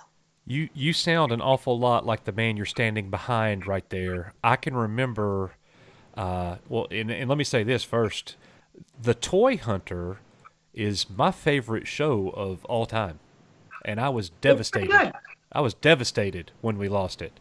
But I'll be able to watch the reruns of that forever.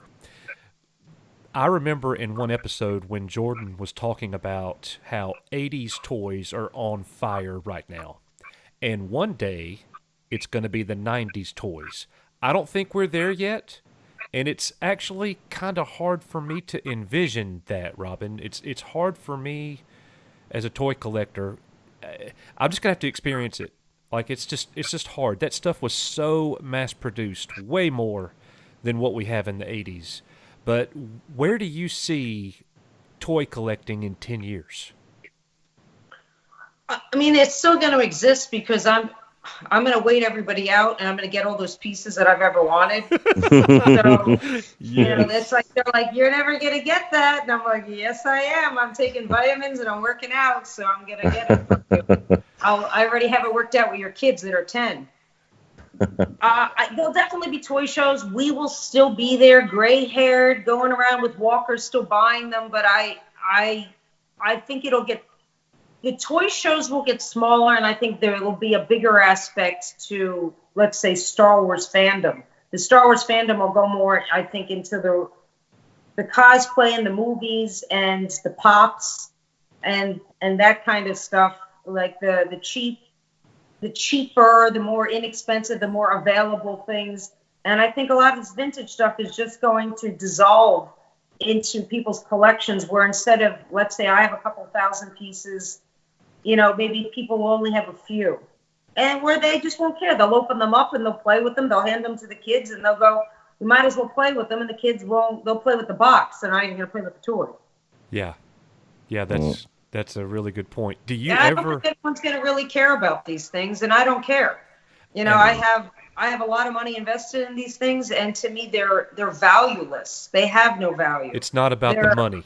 Yeah. Yeah, it's not about the money, and a lot of the things I want, I can't get with money. It's about trading. So you get to a certain level of trading that I can't even get what I want. People know what I have already, and they'll go, "Sure, I'll give you this if you give me that." So, like I said, these things have no value. The intrinsic value is the emotional feel. That's it. There's, when people say, "What's it worth?" I'll give them what a market value is for the last time, a benchmark price for what it sold for. But what is it worth? It's invaluable. It's irreplaceable. A lot of these things are very hard to find. I mean, I've been so lucky to get so many cool pieces I'm looking at right now that I can't get another one. Right. Yep. Well, Knight of Ren says right here, "I'll carry the torch for the vintage Star Wars for the younger generation. I got you," he says. I love you. I love you, Knights of Ren. You're my kind of guy. You have to join the page. That's exactly right. Best in Prime. Yes. Join up, because I have a lot of I always have a lot of fun things that we do on the page. Mondays are for modern collectors, and I'm learning to become a little bit more of an aficionado on modern. But a lot of the page is vintage or cosplay or anything, even discussions. So it's a great page. It really is enjoyable.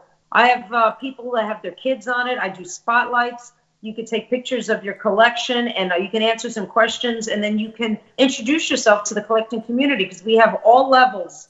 All the tiers of collecting are there, from like the old school guys down to somebody who doesn't know anything about collecting, and you don't need to. Yeah, I've actually been posting links to your Facebook page in the chat throughout this entire stream. So, Knight of Ren says he just joined. Hey! The torch bearer has joined. We are in good shape. Well, send me a friend request so we can keep in touch. How's that? Very good. I would like that. Well, Robin, thank you so much for being here with us. We certainly hope that you will come back and do this again with us sometime. We appreciate your time and you sharing your collection with us and just everything that you do for all of the Star Wars community. You are just amazing, and we love you very much. Absolutely. Thank you. It's like I said, it's a community, so we're all a bunch of friends, and at the end of the day, it's not about how big your collection is. It's just about your communal love of the same thing, and that's the thing that we all should have a seat at the table together to have an equal voice and share. So it's a good way of bringing everybody together and making the world a little smaller. Yeah. Yep. Yep. I agree with that. And thank you guys for having me on. I really appreciate it, Eddie and Nick. It really means a lot that you would include me. I'm sorry I talked so much. I actually was only supposed to talk for like 20 minutes. No, this is you got me great. monologuing here. If everybody in the chat would please give a number 1 just to say thank you, Robin, for being here. You were awesome. That's what that number 1 says. As the ones begin coming in, you just got 4 ones from one person. Like we are very tickled that that you came here to spend this time with us, and we definitely want to have you back sometime. Thank you, and anytime we'll talk about the films and we'll pull them apart and we'll be really mean and critical. All right.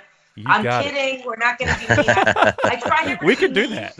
No, I can do that. I actually never share how I feel about these things with anybody because I don't want my opinion to taint theirs in the least. So I actually have never really told anybody what I thought about, Luke.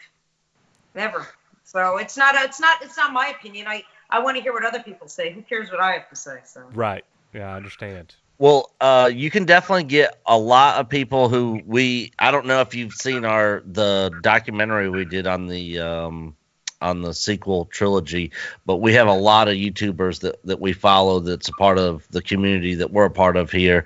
And there's all different kinds of opinions on there. Tell Robin a little bit about the sequel trilogy documentary because I have not. Like she...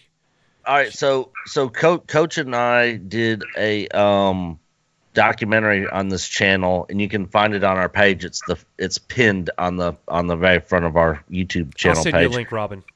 But Send it's me a link. I need to see it so we can talk about it. yeah, it's an hour and 20 minutes long, and it's another YouTube personality called Doomcock, who we are a big fan of, narrates it. Coach wrote the script for it and did a large majority of all the editing for it. But we worked together on the project, and it's basically goes over. We got a intro to it, you know, kind of remembering what came before the sequel trilogy movies, and then we got a part one that kind of goes into the Force Awakens, Lucasfilm being bought by Disney, then goes into the Last Jedi, and then goes into the Rise of Skywalker, and we got tons of fan interviews, reactions. We got other YouTube personalities that recorded stuff for us, gave their thoughts, opinions, their positive, negative, all different sides in the middle. But it's very entertaining, very funny. It's our first video that we got over 100,000 views on, which for us, being a small channel like we are, is awesome. That's awesome. But yeah, it was a really fun project, and we've gotten a lot of positive feedback on it. So yeah, so while we're all in this quarantine mode, you know, at home, if you got some time, definitely check it out. We'd love to get your thoughts on it. Get your thoughts on it as a Star Wars fan. Like, yeah, we would love to get it. I have to also catch up on Clone Wars. I'm a huge collector of the original pieces from the Clone Wars. These are production drawings that they use as the backgrounds. Are all hand painted, and I have a huge collection of these. And then people are like, "Oh, do you remember the scene that came from?" And I'm like, "Yeah, I've never seen any of them." And they're like, "Why do you collect them?" And I'm like, "Well, you know, it's a cartoon." And they're like, "No, it's more than that. It's not like watching. It's not like watching Droids, which was extremely boring to watch because I was just too old." Yeah. But I definitely am going to watch it, so thank you. Knight of Ren says that his friend request to you has been sent, and his name on there on the request will be Caleb Miller. Got it. Okay. Sounds good. Awesome. Well, Robin, until we meet again, thank you so much for being here. Yep, thank you, gentlemen. Thanks, everybody, and thanks for listening to me mumble on and on and on and on. If you join the page, you can see this all the time. It was a thrill. Yeah, we loved it. Thank you. All right. See you later. Have a great day. Take care. Bye-bye. Right, you too. Okay. All right, guys. So that was Dr. Robin Bacro. We were so excited to bring her on. She is just incredible. Again, go and join her Facebook group called Bespin Prime, where they just do amazing things. She is such a positive force in toy collecting. I don't know if Mexican Iron Man is still in the chat or not. If he is, I've got a very special thing to play for you, sir. Here we go. This is for you, Mexican Iron Man. Because he's going to come on here, I believe, and talk about... Nick, what all do we got going on from Mexican Iron Man? We've got the writing contest. We're going to have a gaming contest. Right? Okay. Right. All right. Well, you guys... All right. Well... So... Okay. So, Mexican Iron Man's about to join us. So, but this is a little Mexican Iron Man special. Here we go.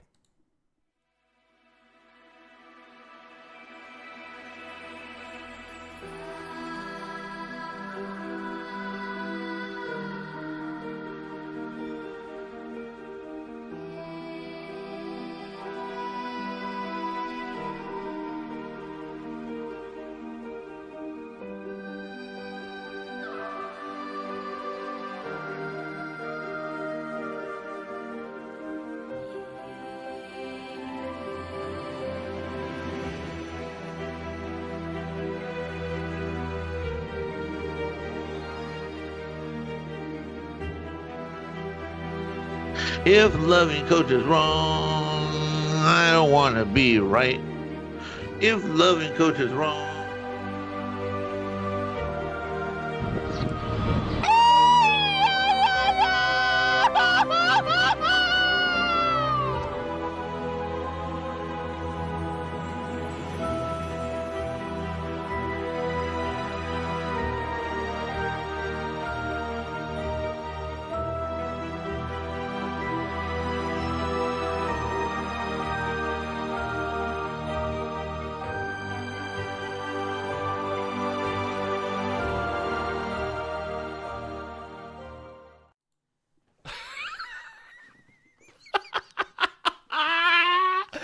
Yes.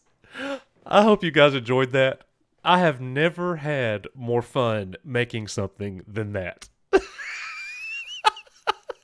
Oh, Matt G, thank you so much for the super chat. That is so nice, my friend. This is for you.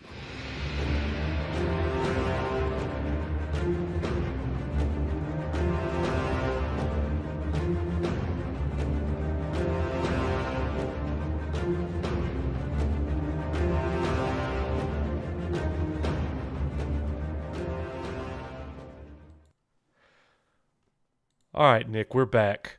All right, I'm gonna try to get Mexican Iron Man in here. Mexican Iron Man, okay, hang on. Let me bring you in.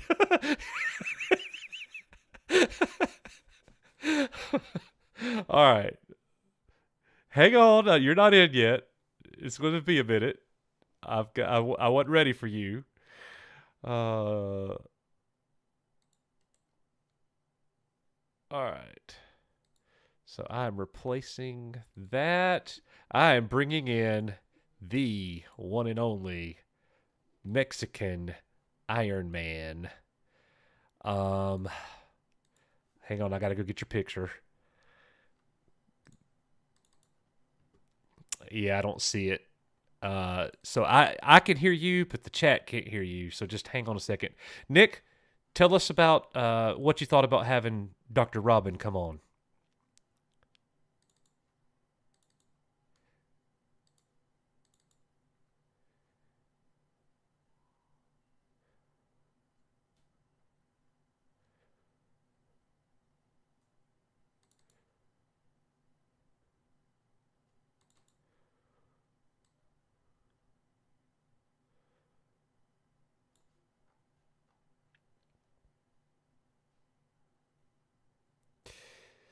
Oh, dude, I definitely am with you on that. Like, she's got an amazing.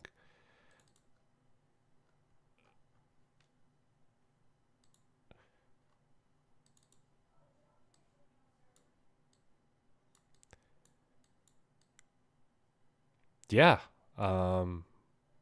Yep. I am totally understanding that. So, ladies and gentlemen, at this time, I bring in Mexican Iron Man. Hey. Hello? What's going on? Hey. All right. Chat So- says they don't hear Nick. Chat says they don't hear Nick. Well, they should be able to now. No Nick, no echo at Echo Base Network. Coach, master of audio technology. Yeah, we'll get into that in a fucking minute. Can you hear Nick? Nick, say Yep. something. Yep, I'm here. Yeah. Now we Yep. can hear. Yep. Okay. Now All we right. can hear him now. So, do I need to play the intro again, Mike, for Mexican Iron Man, for Mexican who? Iron Man in self-contemplation? Who? Oh, that was for me? Yeah. That was for me. It didn't Well, I feel just like thought it was for me. brilliant. That didn't feel like it was for me. That didn't feel like it was for me at all. In fact, as a matter of fact, I have all my notes and stuff because I was getting ready for the show tonight to do my announcements tonight. See, this is him, guys. I just That's want why to say for the record here, in the like baseball season, y'all Echo Base Network did a trade with Doomcock, right? Y'all got Mexican Iron Man, an amazing team player, an amazing guy to play on the team, and I had a very nice job at Xanadu. I had a nice little job. I was head of international spy relations at Xanadu. I got all my harem going. Doomcock's got Doomcock's got unlimited resources. I got all the booze I want, got all the women I want, got all the lap dances I want. Okay, Harvey's a little loud, but you put some headphones on, you can't hear him. All right, and all the lap dances, booze, scotch, everything I can have. It's unlimited Xanadu. They don't have any locks on the coolers, Loki. They don't have any locks on any of the coolers for nothing. No inventory control. You just roll around Xanadu. It's like, you know what it's like? It would have been like rolling around Hugh Hefner's house in the 70s. That's the job I had. I had free housing. I had free food allowance. I got free sour cream and guacamole recharging tubes for my laser cannons. I even got to use his car wash for my suit. Look how shiny my suit is. That is a Doomcock Xanadu car wash wax suit, ladies and gentlemen. I come to Echo Base Network. I don't know where my paycheck's at. Direct deposit's not working. I just asked Nick the other day, where's my human resource card? Trying to make it. They got this virus, this Mexican virus thingy. They're attacking my people with like Mexican virus tag, calling it the name of my beer. I try to go to the doctor. Nick says he can't find my health insurance card because I'm supposed to get benefits at Echo Base Network. I ain't seen no benefits yet. It's in the mail. Says the Angry Mexican returns. What? Rob Pearson says the Angry Mexican returns. Where are the benefits of working at Echo Base Network? Loki all I says know is Mexican Iron Man I get loves left out in the Coach. taco. What? Mexican Iron Man loves Coach. Ah! You know you do. You cannot. You know what Mexican Mexican Iron Man would love to know where the human resources department is at Echo Base Network, because I got a form to fill out based upon the continuing harassment of my people. They say the Phantom Menace is racist. No, it's not. Coach is. All right. So the video that we just played of Mexican Iron Man. Who made that video, by the way? Who made that video? If you enjoyed that video of Mexican Iron Man in self-contemplation, please give us a 1. And if you are opposed to such video, give a 2. We got to let Mexican Iron Man know. Yeah. Let's see some truth out here, people. No. Let's form a union here. Yeah, here, while you're doing that, Burglar, what are you doing? While you doing? Night of Red, no. Why are you doing?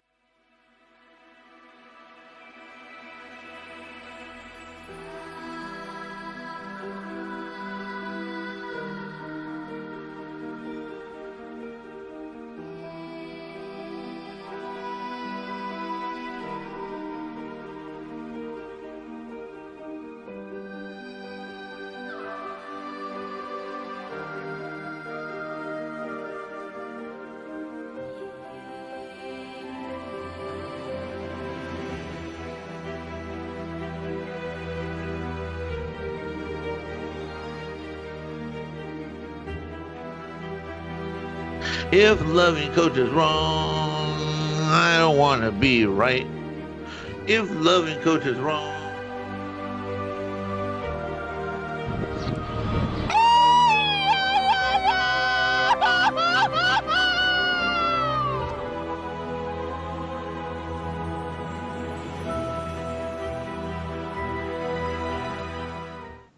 All right, so I'm going to play it again, but replay that damn thing. I'm going to add Mexican Iron Man's voice to this so he can actually talk to you guys as we watch it.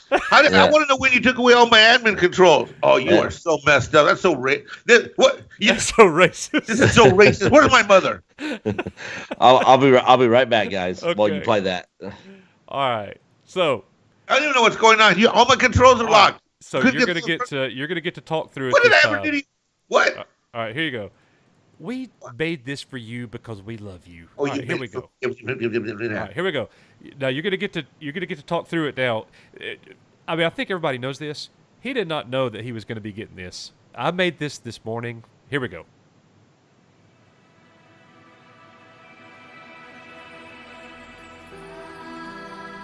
I don't know if I want to talk.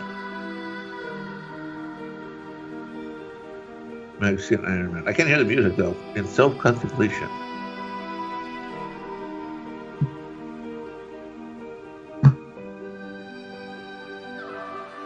Oh my lord.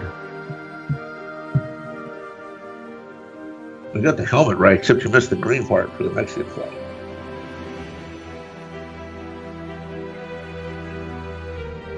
Oh, what? Is that because Doomcock's playing with unicorns lately?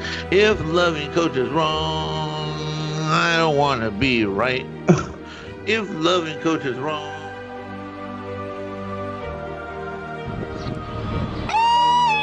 Oh my God! What? Who is that guy doing with no dude? That's not me. Who's that dude? What? Who's that dude?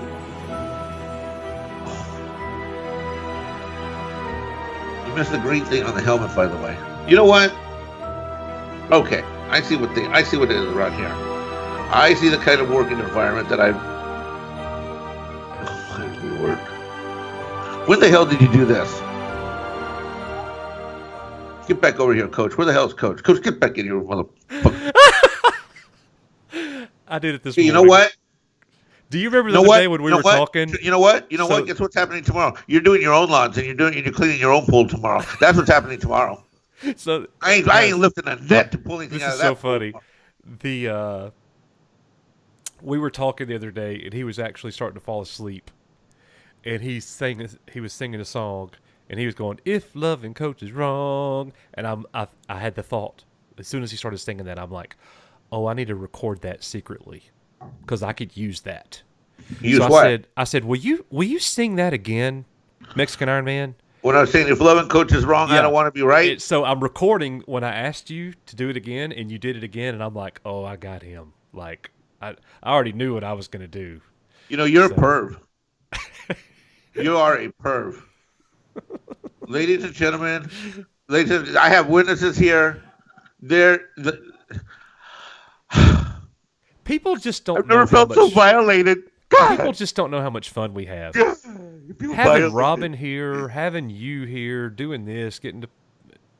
We all love Star Wars. We're all here. Like, this is just such an awesome time. Yeah, you love to kick a can down the road like kicking a Mexican in the head. Yeah, okay. Yeah. I heard you the other day. We're talking to Nick. Remember the other days in Alabama when you could just hit a Mexican in the head with a 2x4 and it didn't matter, and then go and buy some propane? Wow. Okay. Who's in charge of HR at Erico Base Network? Nick. Yeah, Nick. Nick, where are you? Nick's in charge of all things I don't care about. Fuck. He's not back yet. All right. You know what? You know what? I'm going to contact my representative. Let's see. Who's going to be my representative? I think I'm going to pick. Well, I thought I'd pick Loki. I mean, I thought I could count on Loki. My brother from another mother. Well, I'll tell you what, Mexican Iron Man. What? I'm gonna. And then I'm gonna hire Lady Gravemaster to be my representative. She just did some impressive research recently. I'm gonna give. Oh my God! All right, so can we continue on with tonight's announcements now that you've had your little fun? Yep, you got it right. You know what? The next time you know what, guys? Everybody in the chat, this is straight up. I said, "Hey, Coach, do you need me to start the stream?" He's like, "No, I got it tonight. I'll start. I got the video." I'm like, "Okay, well, what about the control?" No, I got the admin thing. I got it. Doobie da. You know, Coach is like, "Hey, Mike, no, I appreciate you, stepping up the last few weeks." And I'm like, "No, Coach, I can take care of you." He's like, "No, I got it. You just jump on later." And I'm like, "Okay." Little did I know I was about to be sandbagged and jumped like a Mexican on the side of the road. Little did I know. So sad. Such lack of appreciation. I'm going to tell Doomcock on you guys. What's that going to do? I don't know. Something, though. All right. Can we go back to our announcements for the night? Mexican Iron Man is our HR department. So what does that mean? If I have a complaint, I'd go talk to myself. Hey, Mexican Iron Man. Yes. I got a complaint.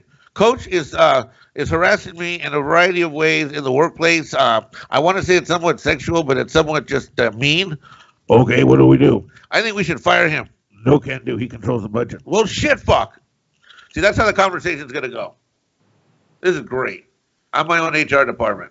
This sucks. Attica. All right. Hey, look. Oh, no. The brown people will got to go. Hey. All right. I'm giving you center stage here because that's what you need. And tell everybody about the writing contest. And I'm making a promo for it. And did you do it? Did you do the promo yet? I have not had a chance to make it. Okay. So like Jeremy has time to quit the High Council, but Jeremy doesn't have time for the High Council, but has time to make weird videos. So Coach has time to make Mexican Iron Man bullshit videos, but Coach didn't have time to do my writing contest promo. Is that what it is? Coach had plenty of time to produce a Mexican Iron Man video, but he didn't have no time to do my promo video to launch the writing contest. Oh my God. All right, everybody, here we go.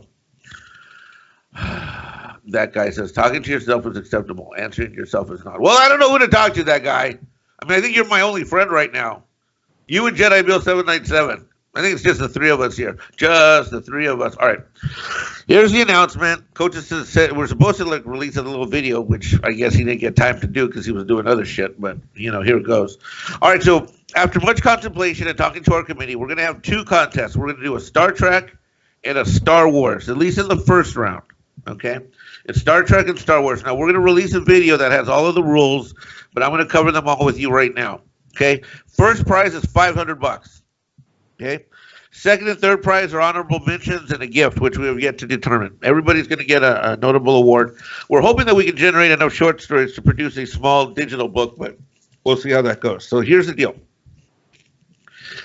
You may submit. So we're going to only do Star Trek and Star Wars as the opening two submissions. I know we were going to do an open sci-fi category, but we're going to have to do that later. And the main reason is we don't have enough readers to get it done. So in the first two, so you can enter one and not the other. The earliest that you can enter is April 16th at 12:01 a.m. and you can enter in as late as May 31st, 11:59. So basically that means you can enter in about a month from now, and you can enter in as late as it gives you, if you haven't started anything, it still gives you plenty of time to get something out, which is May 31st. Okay, what's going to happen then is that you're going to mail them to Echo Base Stories, which will be in the video, at gmail.com, and the limit is 8,000 words. Okay, so that should be a good number of pages to get everything done. This is for amateurs only. If you've ever been a paid author, received an advance, or signed a book deal with anyone ever, then you're not eligible because you are a professional. This is strictly for amateurs. What we're trying to do is get amateurs or people that are, semi-pro that aspire to be authors. The goal here is try to get everybody to create works of original science fiction that they will be able to document and have for themselves in their own collection, so that then they have something to, perhaps, work that they could show to people. Now, what are the guidelines? Well, for the Star Trek universe, you are limited to basically anything up to and including the day that for Star Trek, let's do Star Trek. For Star Trek 2009 movie was released. So the J.J. Abrams universe, Prime, whatever we're going to call that. So anything and everything up to that point is fair game. That includes the Shatnerverse, that includes the books, that includes the animated series, that includes the original series, and includes all the other series as well. It certainly would include Enterprise, and Voyager, and it includes Deep Space Nine, include the Next Generation. Okay, now what we're looking for, I still love you too, Robert Pearson. It's all in fun. It's all good. It's pretty hilarious. I gotta tell you guys, that was pretty hilarious what they pulled off. That was pretty funny. They got me. And so what we're looking for in the Star Trek side of things is you're going to be strictly judged. And this will be in the video. You're going to be strictly judged by a few things: originality, first; adherence to canon, second; and compelling plot, third. Which that means then is we're going to look for your original thoughts or ideas as to something that adheres to canon and yet might be able to serve as a continuing story in, say, another short story or a movie or something like that. Meaning that you're able to leave something on the table that could continue on, that you could pick up later. All right? So now I got to warn you guys with the Star Trek stuff. So especially some of you, those of you who are, really old and experienced, and those of you who are young whippersnappers, we're going to have a professional group of people reviewing this stuff. Okay. So if you think for 2 seconds, you're going to be able to regurgitate an original series episode mixed into, say, a Deep Space Nine continuing, universe of What We Left Behind type of thing, where, I don't know, whatever might be going on, we will catch it. Okay. Now, we're right now working out who the judges are going to be between the Star Trek writing contest and the Star Wars writing contest, but it's going to be an all-star cast, and we're going to have two writing groups. We're going to do two reads. Okay. So I'm going to repeat. Jedi Bill wanted me to repeat Star Trek, which I'll do real quickly, and then I'm going to go over to the Star Wars side, and then I'm going to tell you how the process is going to work. Okay. All right. So for Star Trek, you have up until the JJ Universe at 2009, and anything and everything is included. All books in all aspects of the universe and the animated series and all prior series. Basically, you just have to stop right before the JJ movie gets released in 2009, and anything and everything is fair game. Okay, the one caveat we're going to hold off on the writing is that you cannot use fan fiction. So if there's already been a series, produced, like you can't sort of copy Vic Mignogna's, continuing, Star Trek continues type of thing. So fan fiction films are off the table because in essence you're fan fiction. So we want to be part of the fan fiction. Okay. So it's 8,000. It's 8,000 words. Now on the Star Trek side. Yeah, there's a video going to be describing all of this cotton candy, Jeremy. I'm just going over it now to let music. I don't have any music. Hey, Coach, can we get the music turned off here? If there's some music in the background? Okay. Okay, can you concentrate on what I'm saying now? All right, Turd Burglar, is that better now? Okay, the music is growing on me. All right, so no, this is an opportunity for me to answer your questions, but it will be on the essence of the rules will be on the video. Yes. Okay, now in the Star Wars, we're basically resetting the clock back to pre-release of The Force Awakens. So that certainly leaves all the extended universe out there. We're not calling it Legends. It's the extended universe, all books, anything and everything, including the Clone Wars and the first 6 movies. So you get the first 6 movies, the Clone Wars, and the extended universe, and you just have to. The clock stops on. The clock stops for this contest before the release of The Force Awakens. Okay, that means then that what we're looking for on this with Star Wars is we're looking for something a little bit different here. What we're looking for Star Wars is certainly an adherence to canon, certainly something original. Don't regurgitate much. Don't homage other the Expanse and shit. Okay, but what we're looking with the Star Wars is to go into further depth to maybe shine the light more on a character that you love or a storyline that you love. You can continue a storyline that you love, but you can't kill the storyline that you love. For example, let's say that you wanted to do let me think. Thrawn, something with the Thrawn series. You wanted to go back to that. Well, you could maybe, your short story could maybe do a follow-up right from where the last book leaves. If you want to insert yourself right into the universe there, but you can't go back and recast the story. There's no J.J. Abrams. There's no, we're not going to have any shitting on the past. Okay, you have to respect the past as it is, and there is no time travel. And in the case of Star Trek, where there is time travel rules have to be respected the way they usually have been at Star Trek. We strongly discourage 3 things. We strongly are discouraging on the writing committee 3 things. 1, there can't be retcon. Number 2, we don't want you guys paying homage to, bringing in other ideas from other universes into this, into this verse. Similar to, for example, like Picard, where the Romulans have, they're eating acid. They've either got acid blood or acid pills they're eating or any of that weird stuff. We don't want you bringing in other concepts. So you have to keep the universes pretty much, the integrity of the universe is solid. And what we're really looking for is an exploration deep into a character where, especially in Star Wars, where we now launch into maybe another storyline.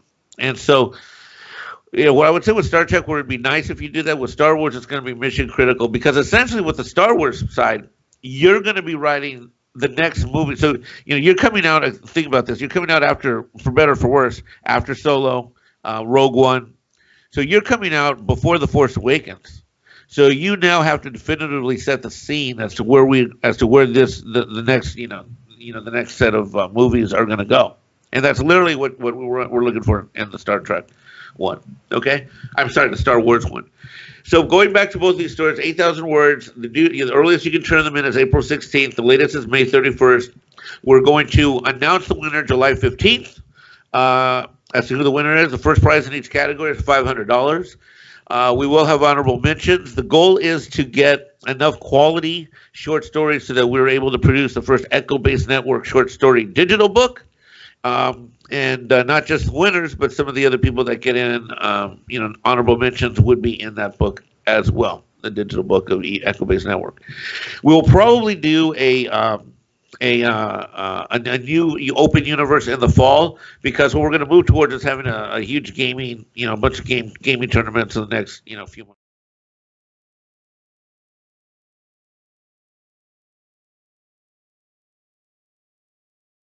Included. No, we're not doing Doctor Who because that's outside of the scope of this network. That's kind of outside of Echo Base Networks. Kind of like that's outside our wheelhouse. All right. So sorry, Pearson, we're not going to do Doctor Who. And no Doctor Who in Star Wars either, Robert. No. Jesus God, what would that be like? Imagine this year's Doctor. Oh God. You know what? This year's Doctor Who chick should hook up with Q. No crossovers. No, there cannot be a Star Trek Star Wars crossovers because that would be just ridiculous. Can we do Clone Wars stories with characters we, the author, came up with? Absolutely. That is an example of creative writing. That's what we're looking for. Jar Jar Binks, yes. J.J. Abrams, no. That is correct. Fenrir Fire. Let's keep asking your questions because I want to make sure you guys get the flavor of this. Let's see. Here we go. Is Darth Sidious as an apprentice too far back? Probably not, but I think you're going to have tell one hell of a story in order to grasp people because we kind of that'd be interesting. I mean, go for it. I think that's a tall order, but go for it. Let's see here. What other questions do we have? Doesn't include the Old Republic. So we can do Clone Wars stories. We can come up with it. Shadows of the Empire included in that Star Wars side. Huh. Shadows of the... Should we think... You know what? Let me talk to the committee about that and get back to you on that one.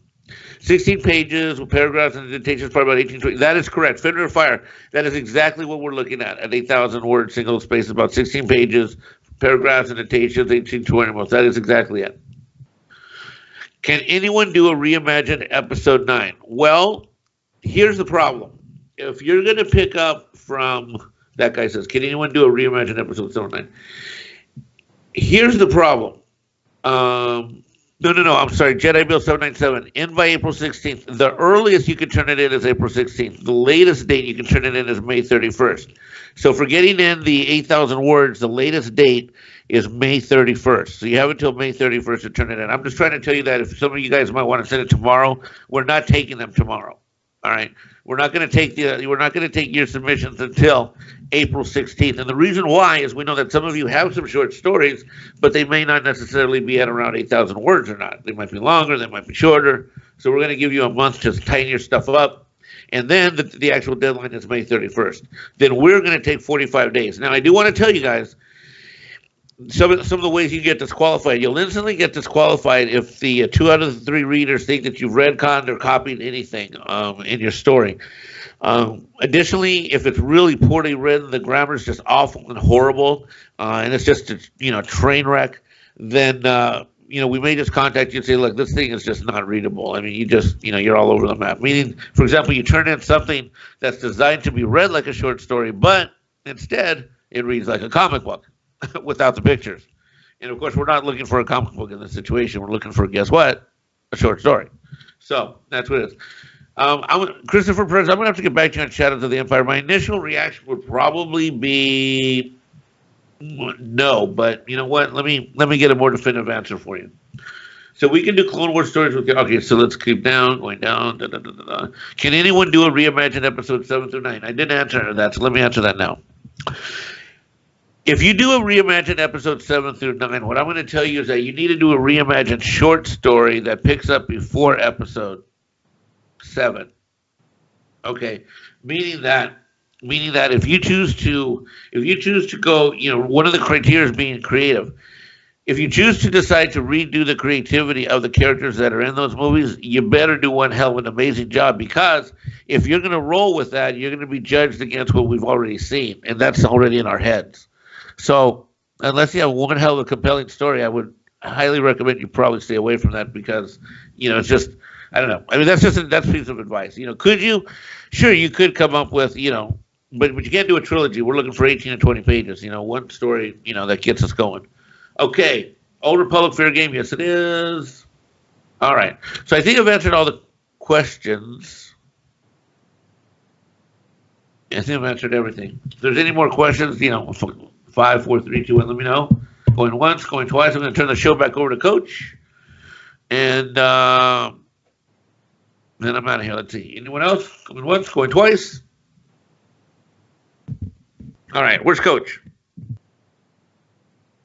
Coach. Hello. Hello. Hello. Hello. Hello. Can you hear me? Yeah. I wouldn't see any problem with Imperial Remnant. I mean, I think that's a great idea. It's a freaking great idea.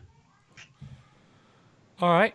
Well, I think yeah, we're going to get a promo video put together probably tomorrow with all of that information in it. So, yes.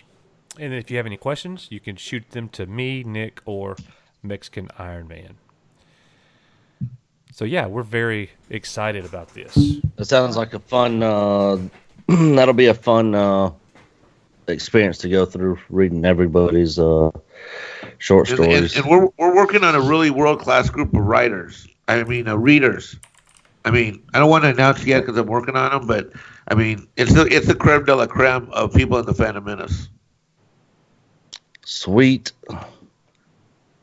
Yep, that is exciting. So, hate to bring this up right now, but Picard.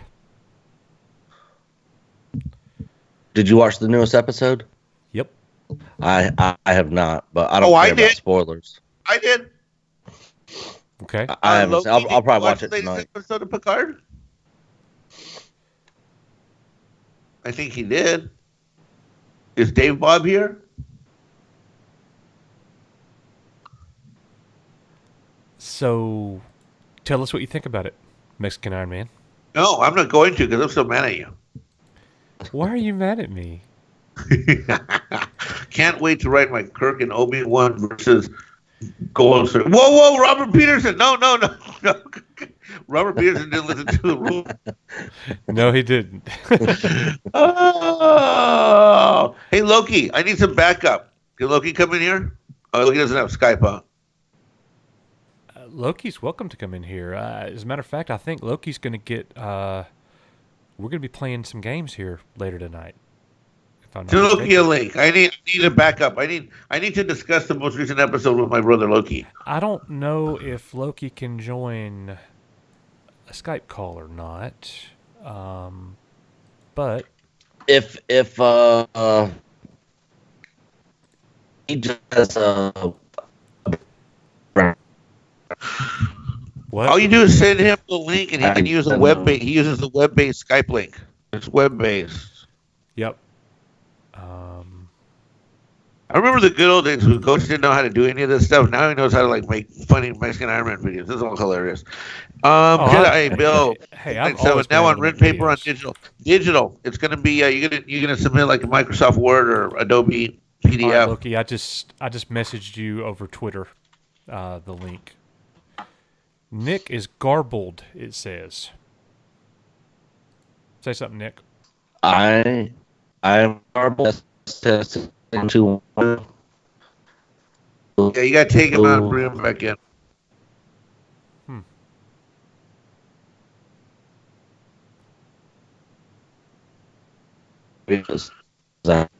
Well, I'll start by saying this. I didn't know you were covering Star Trek stuff on the Star Wars channel tonight. Okay. Are you there? Yeah. Okay. Go ahead. What were you going to say? So, I didn't know that you were going to cover Star Trek stuff on our Star Wars channel tonight. Well, I mean, we don't have to. I haven't had a chance to have a conversation about. So you've seen everything through Thursday, right? Yes, I have. All right. How do you feel about it? I've lost some interest, but it's happened over You've the lost last some interest. You've over the lost last 2 or some 3 interest. episodes. Yeah. I've Over the watched them. last 2 or 3, Stone Loki just joined. Over the last 2 or 3 episodes, you have lost some interest. Well, in that special. All right. I won't bring you in here in a second, Loki. Bear with me just a second. I mean, I'm just answering your question, you know?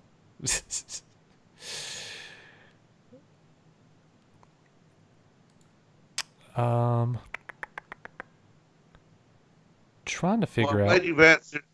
It's clear where this thing's going to go. It's clear. This shows. I cannot believe they're going to give these guys another season. I'm just in shock if they do. I can't believe I can't believe Discovery has produced another season, and we actually have to watch that horse shit later. I'm not even going to watch it. I can't watch it. I just can't. I can't. But Picard, I think you know what I feel sorry about. I feel like this is a guy that they. You know, one thing I'll never forget is I'll never forget J.J. Abrams on an interview. It was on Entertainment Tonight, and he said the number one thing that he learned from Steven Spielberg is he said, he taught me how to get movie executives to green light movies and projects you want to do. Okay. To me, that tells me that him and JJ and Kurtzman and all these other idiots, all they do is try to get executives to green light shit. That really sucks, but they know how to get them to do it. And it's sad. It's very sad because they did that to Mr. Picard here. And instead of, now when I think of Jean-Luc Picard, I used to think of him like with grace, with elegance, with committed fortitude. Never let them forget their enterprise. All right. Engage. Loki, are you there? Are you with us? Off the bridge. What? All right. Loki has joined us, but there we are. Loki. Yo, Loki. He's probably trying to fix something right now. I don't know if Nick's here either. I am here. Can you hear me? Yeah. Yeah. Okay. Loki might not have his microphone set up on the Skype side, possibly. So he's probably looking at the settings, I'm guessing. I haven't seen the latest episode, but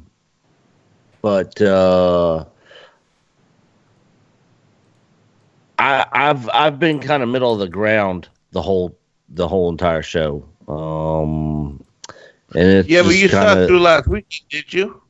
I saw through the last week's episode, but I really started losing interest probably after the 3rd episode.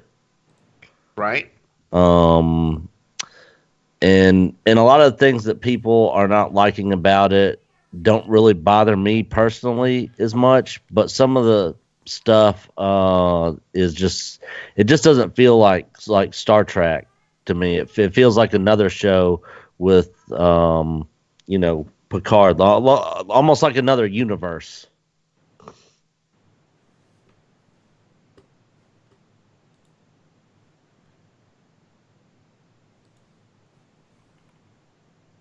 That's kind of where I'm at on it.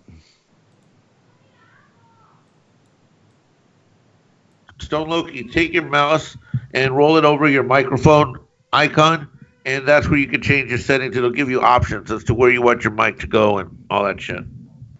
That's the problem. Just take your mouse and just move the mouse right over the microphone icon, and then it'll pop up, and you can say, use microphone or whatnot. Anyways. So you know what, Nick? You just proved my case. If this was such a good show, you'd actually be watching it. But you don't have any get up and go, got up and win. No, there's not. Yeah, that's what I told Nick the other day. It came out, and I think I watched it 2 days later. And when it first came out, I'm like, I'm watching it that day. But yeah, it doesn't even matter. I'll get around to it. It is what it is. I can't stand the way that they treat Picard. Oh, really? Where he gets yelled at all the time? Hey, I saw. Maybe you shouldn't treat your staff that way either, Coach. Yeah.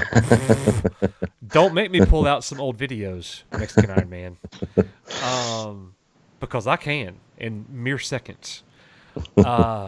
So I saw this post on Facebook. It was so funny.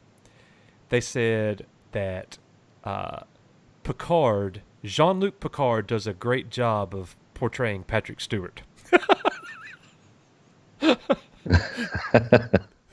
That's actually Wow. Hey, Coach, you got Loki muted. That's why he can't talk. You have him muted. Click on this thing. You can unmute him. No, sir. Untrue. It's just muted. Oh, Loki has himself muted. Yeah, that's because he's muted. Loki, you're muted. There you go.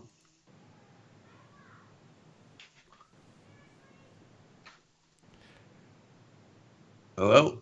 No Loki. Man, it was so awesome having Robin here. Sharing her More awesome thoughts if you and- can turn Loki's mic on. Old videos.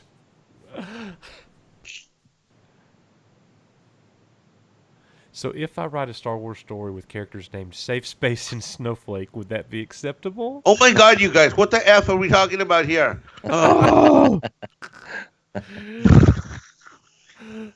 So if I write a Star Wars story with characters named Safe Space and Snowflake, would that be acceptable? You know what? Yeah, it'd be acceptable. It'd be acceptable to watch someone else win the $500. That guy says. I think it'll be perfectly acceptable. That's right. I think it'd be perfectly acceptable if you hand him the check virtually. Hey, $500, that's a lot of money. That's wow. Yeah. Turn So Loki on. can I be a pseudonym and join in? No, you can turn Loki on though. Give me my Loki. I want my Loki. The people demand Loki. The guys can't hear me, but it's all set up and nothing. The people. Oh, was that him? I just heard him. Was that him? I don't think so. So I see him in Skype. Yeah. And it's showing that his mic is not muted. No, it's not. We can't hear him.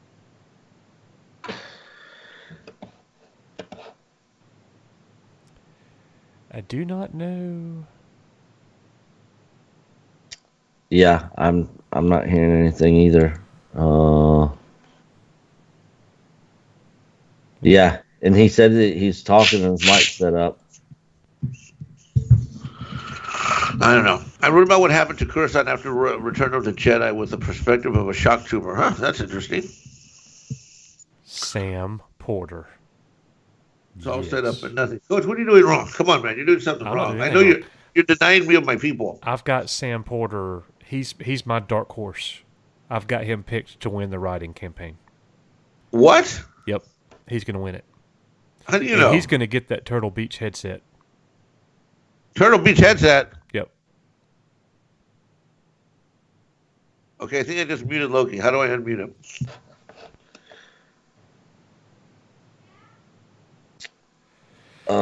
It's showing that he is muted. That he's got his mic muted. Okay, Loki, jump out and come back in. That's what you need to do. I see what's the problem is. Jump out and come back in.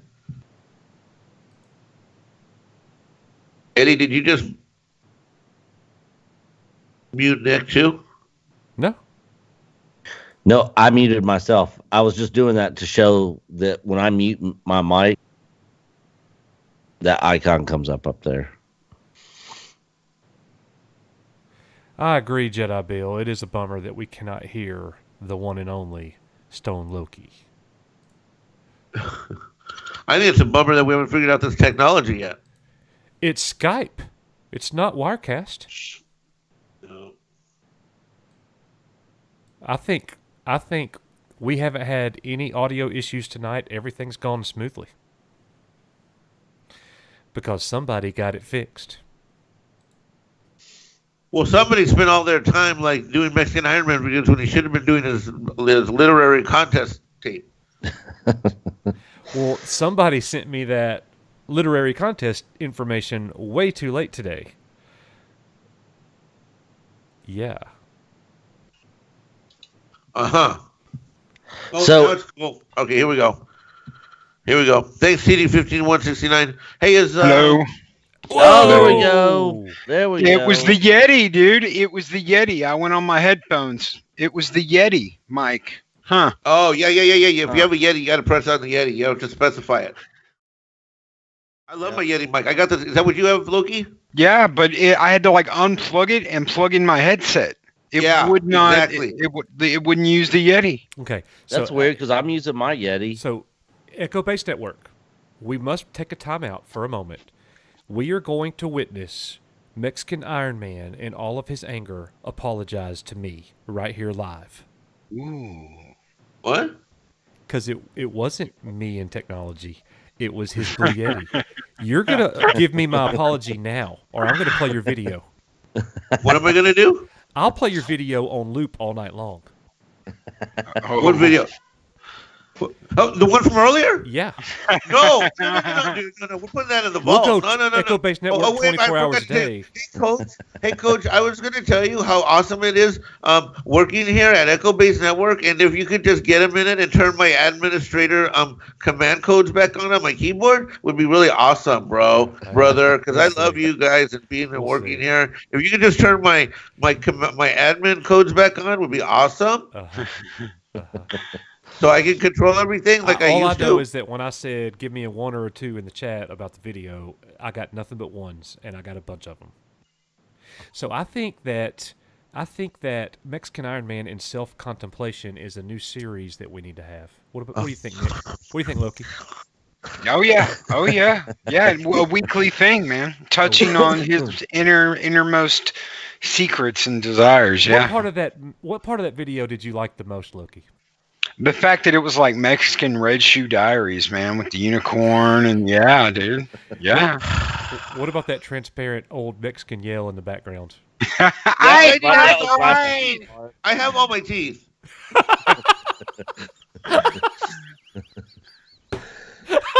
Oh man. You know, I do so much and I am loved so little. Bye, TD 15169. Mexican Iron Man is our Echo Base pinata. Yeah, clearly. Loki, I have one word to say. Yeah. Picard. Oh, giant floppy flowers in space. Yeah, I heard about that. I have not had the privilege of seeing it yet, but I'm going to watch it tonight so I can make fun of it later. Oh, yeah, I had nightmares. After that. Where do you think they got the idea? I think they stole it from one of the TOS ones when, like remember when that energy cloud came? Dun, dun, dun, dun, dun, dun. Remember? Yeah. Yeah, no, I think they stole it from Little Shop of Horrors and Hitchhiker's Guide to the Galaxy. Yeah. It's a giant Audrey 2 in space. I couldn't believe it. I'm like, oh, they have orchids. Wait, the orchids attack? Wait, what? No, they don't just attack. They eat. They're like, I'm hungry. It's stupid when they have to make fun of it in the show. It's a big flower. Like, that's terrible. It is. Because that's not that kind of show. If that was a comedy show, that would be funny. It would. If that was Family Guy, it works. Yeah. Yeah, if it was Family Guy doing Star Trek, yeah, it would have worked. Yeah. So what'd you think about that that I just mentioned, Loki? You might have missed it because you were working on your stuff. I saw a Facebook quote that said, Jean-Luc Picard is doing a phenomenal job of playing Patrick Stewart. Yeah. Yeah, he is. No, that's dead on. It's not Picard. Yep. It's not Picard. You got a little tiny glimpse of Picard in this last episode when he's like, yes, I'm dying, screw off. Anyone who talks to me will have my wrath. Then it was like back to, who am I? Where am I? What am I doing? Data, where's Data? Data's dead, Dan. You died like 20 years ago. So Loki, what you didn't hear on one chat, I think, is that Coach said that he was going to go to watch the Picard Star Trek TV stuff because that would give him like respite and make him feel consolation after what happened to Star Wars. That's how it started. That's how it started for me. I know, but that's what you said. You know what? I'm going to insert that in the front of Loki's. I'm doing a video. I'm putting together a video. I started it today, Loki, where I'm grabbing the scenes from because Loki and Dave Bob have been doing reviews weekly of Picard, And it is so cute to listen to them at the beginning. They're all like excited and positive and optimistic. Dave Bob, I think this thing here is going to be better than Discovery. It's going to go to places that we wanted Star Trek to go to. Yeah. And look, he's like, yeah, that's going to be great. We're going to review it together.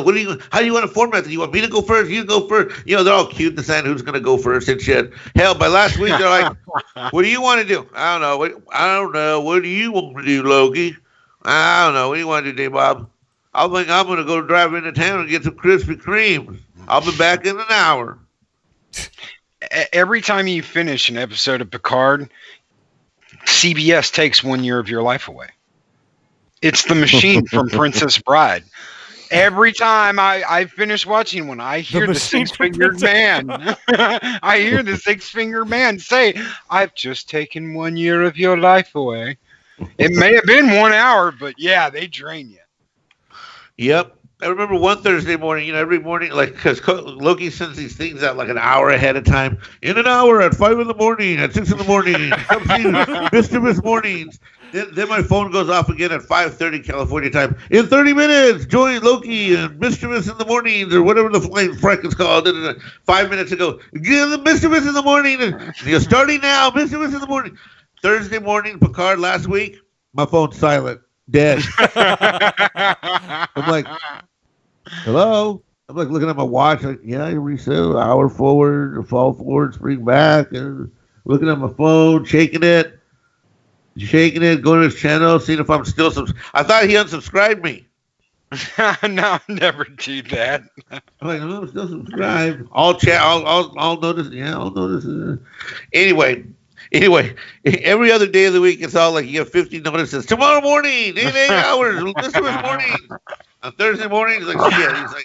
He's like, I hope no one shows up. Oh, Thursdays have been painful. Okay, let's decide right now. Come on in. Now, Coach, you can participate in this one too. What is the most humiliating scene or thing that Picard has had to endure in the series Picard? What is the absolute lowness in terms of respect and admiration and treatment of his legacy as one of the greatest Star Trek fleet officers of all time? What was the lowest moment?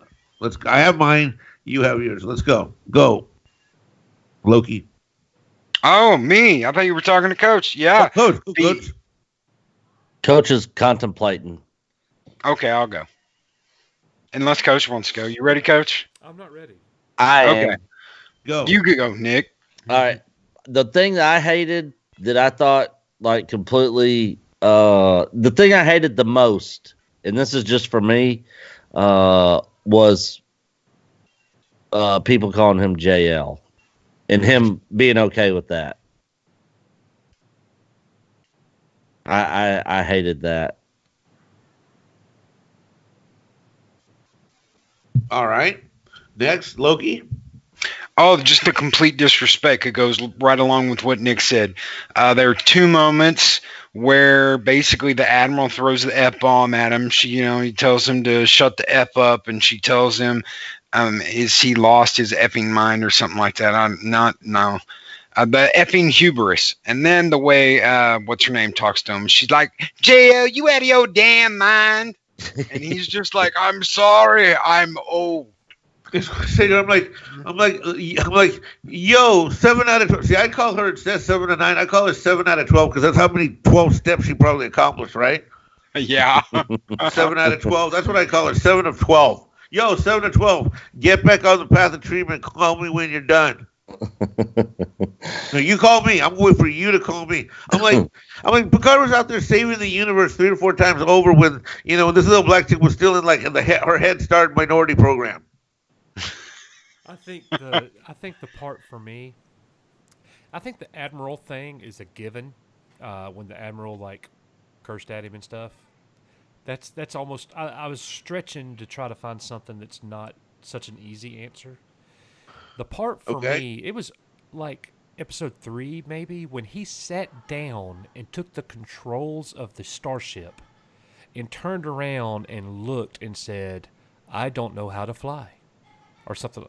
Or he said something like that. I don't know what I'm doing. And then he had to get up. And I'm like, well, that's freaking shameful.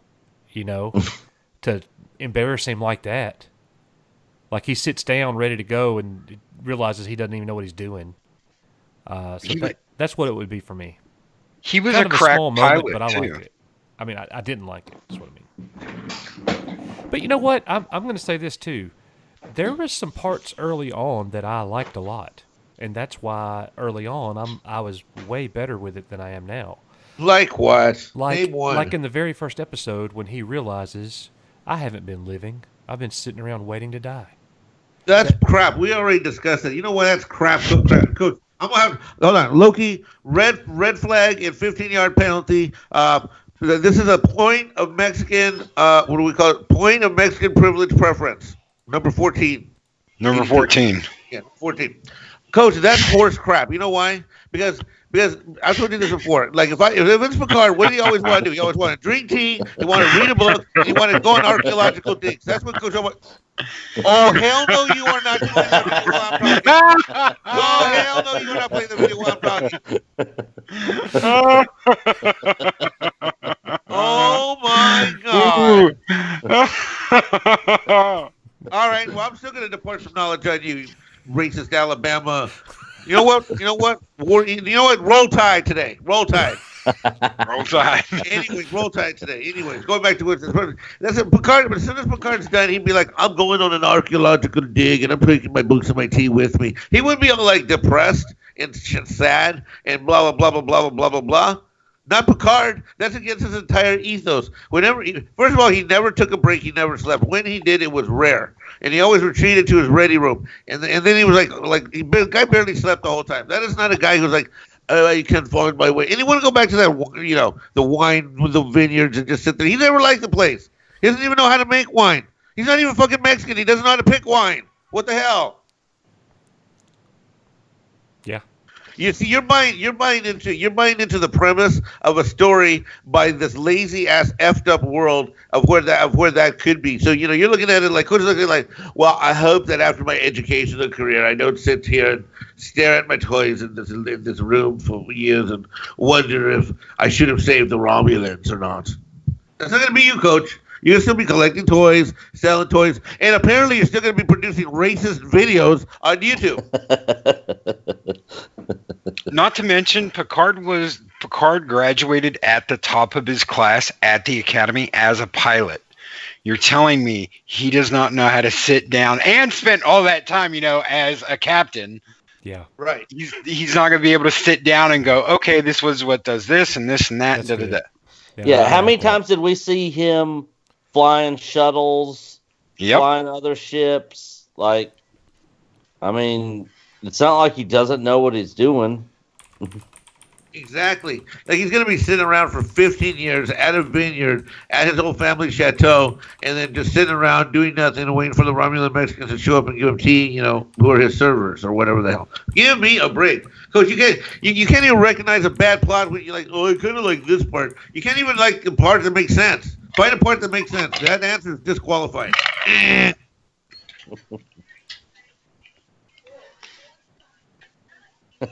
Screw Picard.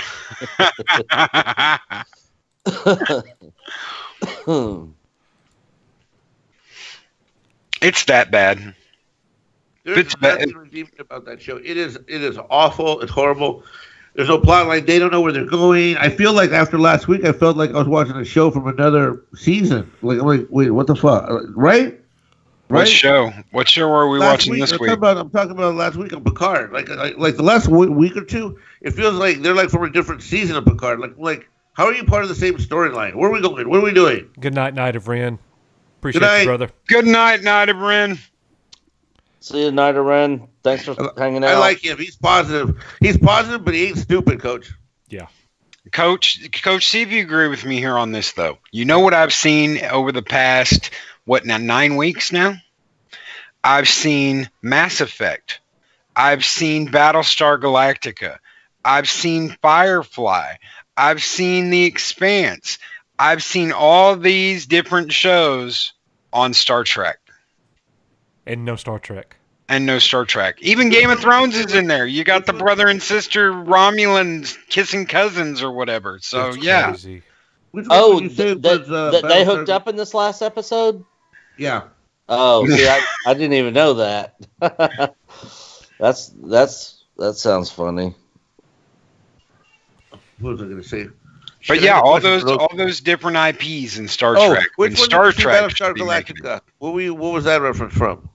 the Cylons, the android race this has all happened before. That's what the Romulans found. They found that device, like the Mass Effect device, that downloaded all that stuff into the human brain. And basically, all that is AIs killing organics, wiping organics out. What And the those- frack? And those fighters, that they kind of look like Cylon fighters. Yeah, they've got the eye in front, the thin eye. Yeah. So we've seen all these different IPs The in Star eye, Trek. Nick, the eye. Yeah. Me and Star Coach, Trek- Coach and me used to say that when we would spot a hot chick in the mall or somewhere when we were out and about. Like the eye.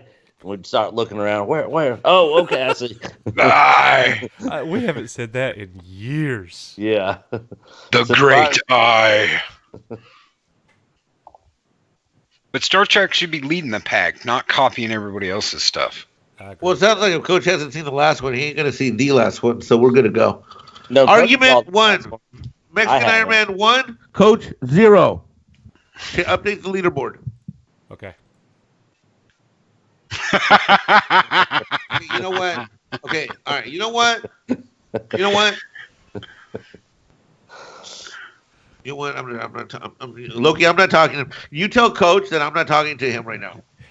Coach, Mexican Iron Man's not talking to you right now. Can the 8 people in chat right now, besides the 4 of us, can you give me a 1 if you would like us to end the show tonight with Mexican Iron Man in self-contemplation? If you want us to end the show tonight, with I'm that. leaving. That's it. I'm done for the night. You guys have fun. No, Bye. you are not. You better not. I got to eat dinner. Seriously. Bye. Love you. You got it, Jeremy. It only took 1. Loki, what are we gonna play later? Oh, dude, anything. Diablo. I got Diablo all set up. I got Doom. Doom's all set up. Halo's all set up. Whatever, man.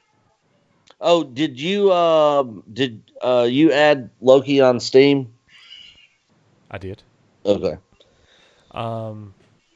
So I think Doom would be a multiplayer only, right? Yeah, I don't think you can play the campaign. Right. And the other game you said was Diablo? Yeah, Diablo 3. You got Diablo 3 installed on PC? Yeah. I would hate for you to start a brand new character, man. I don't care. I just did that, deep dude. in the season. Like, I don't even know how's the season going? Season's going good, man. I already got the whole set on PS4. I haven't touched it on PC besides earlier today. Nick, you don't want to play Diablo 3, do you?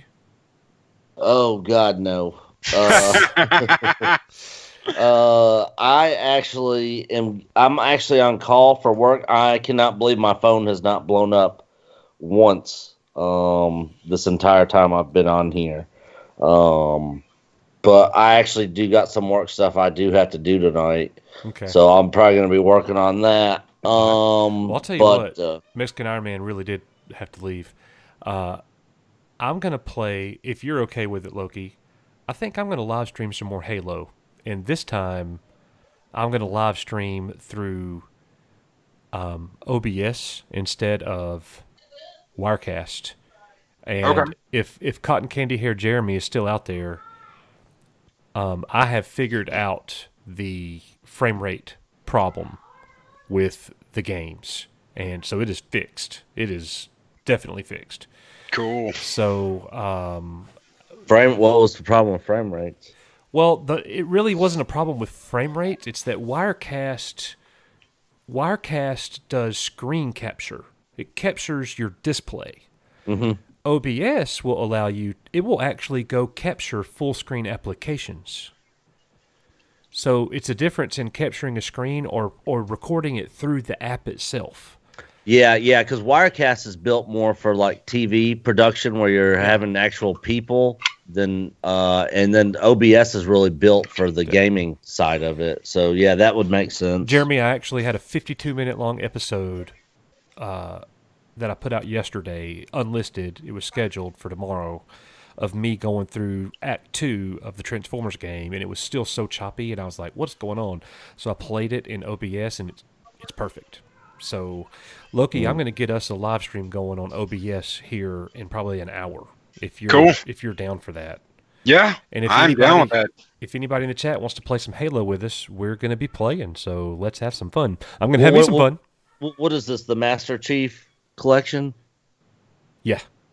Okay. Halo, that's on Steam? It is. You could get Halo CE for $10. Oh.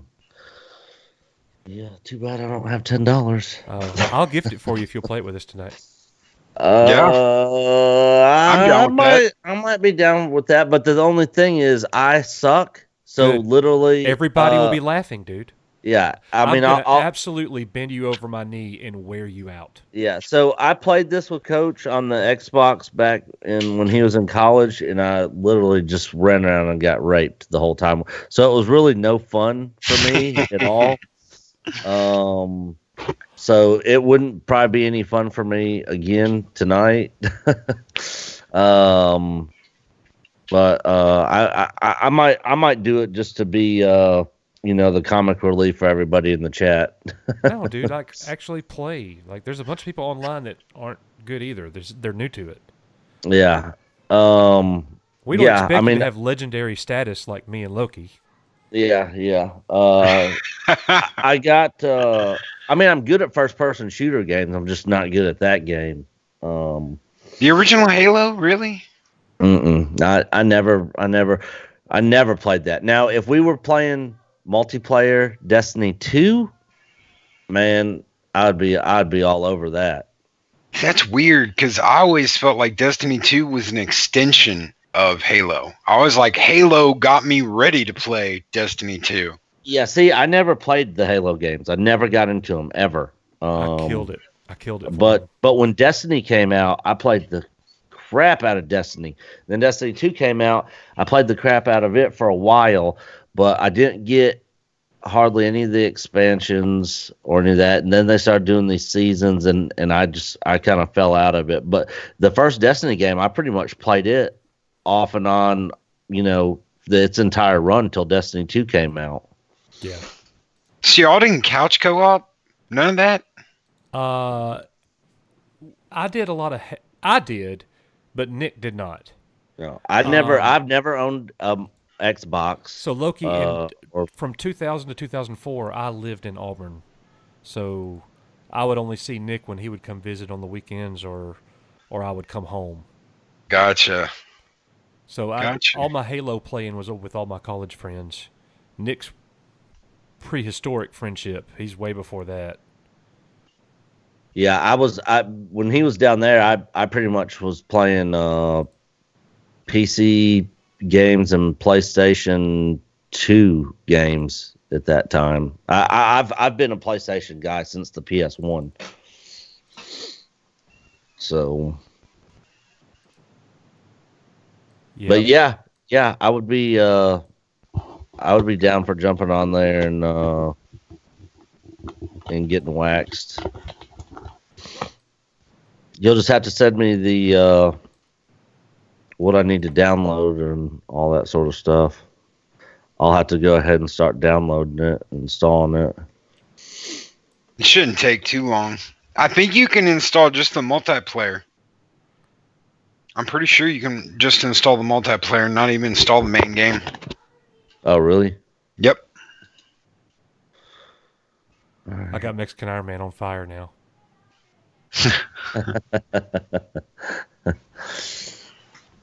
You'd be playing La Cucaracha.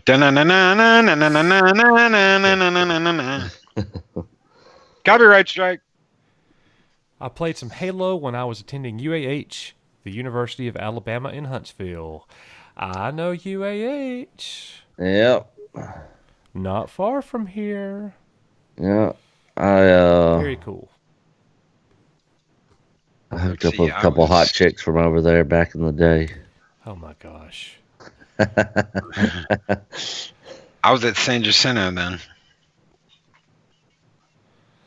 All right, well, boys, we're gonna go ahead and end this thing. I've definitely got to play. I've definitely got to play the Mexican Iron Man in self-contemplation again. I hope he's still watching this stream. We know that you are, Mexican Iron Man. We know that you're watching this stream right now, and you're shaking your head, but you know you like it, and you know this really is what's in your head, anyways. So, Loki, I will holler at you here in an hour or so to get down some Halo. Nick, if you want to play it, you are welcome to jump in there with us. Anybody else that wants to play Halo, jump in, let me know, and we'll be live. So, anyways, we are, you are, Echo Base Network, and we out of here. See y'all. We'll see y'all Later. next one. Later.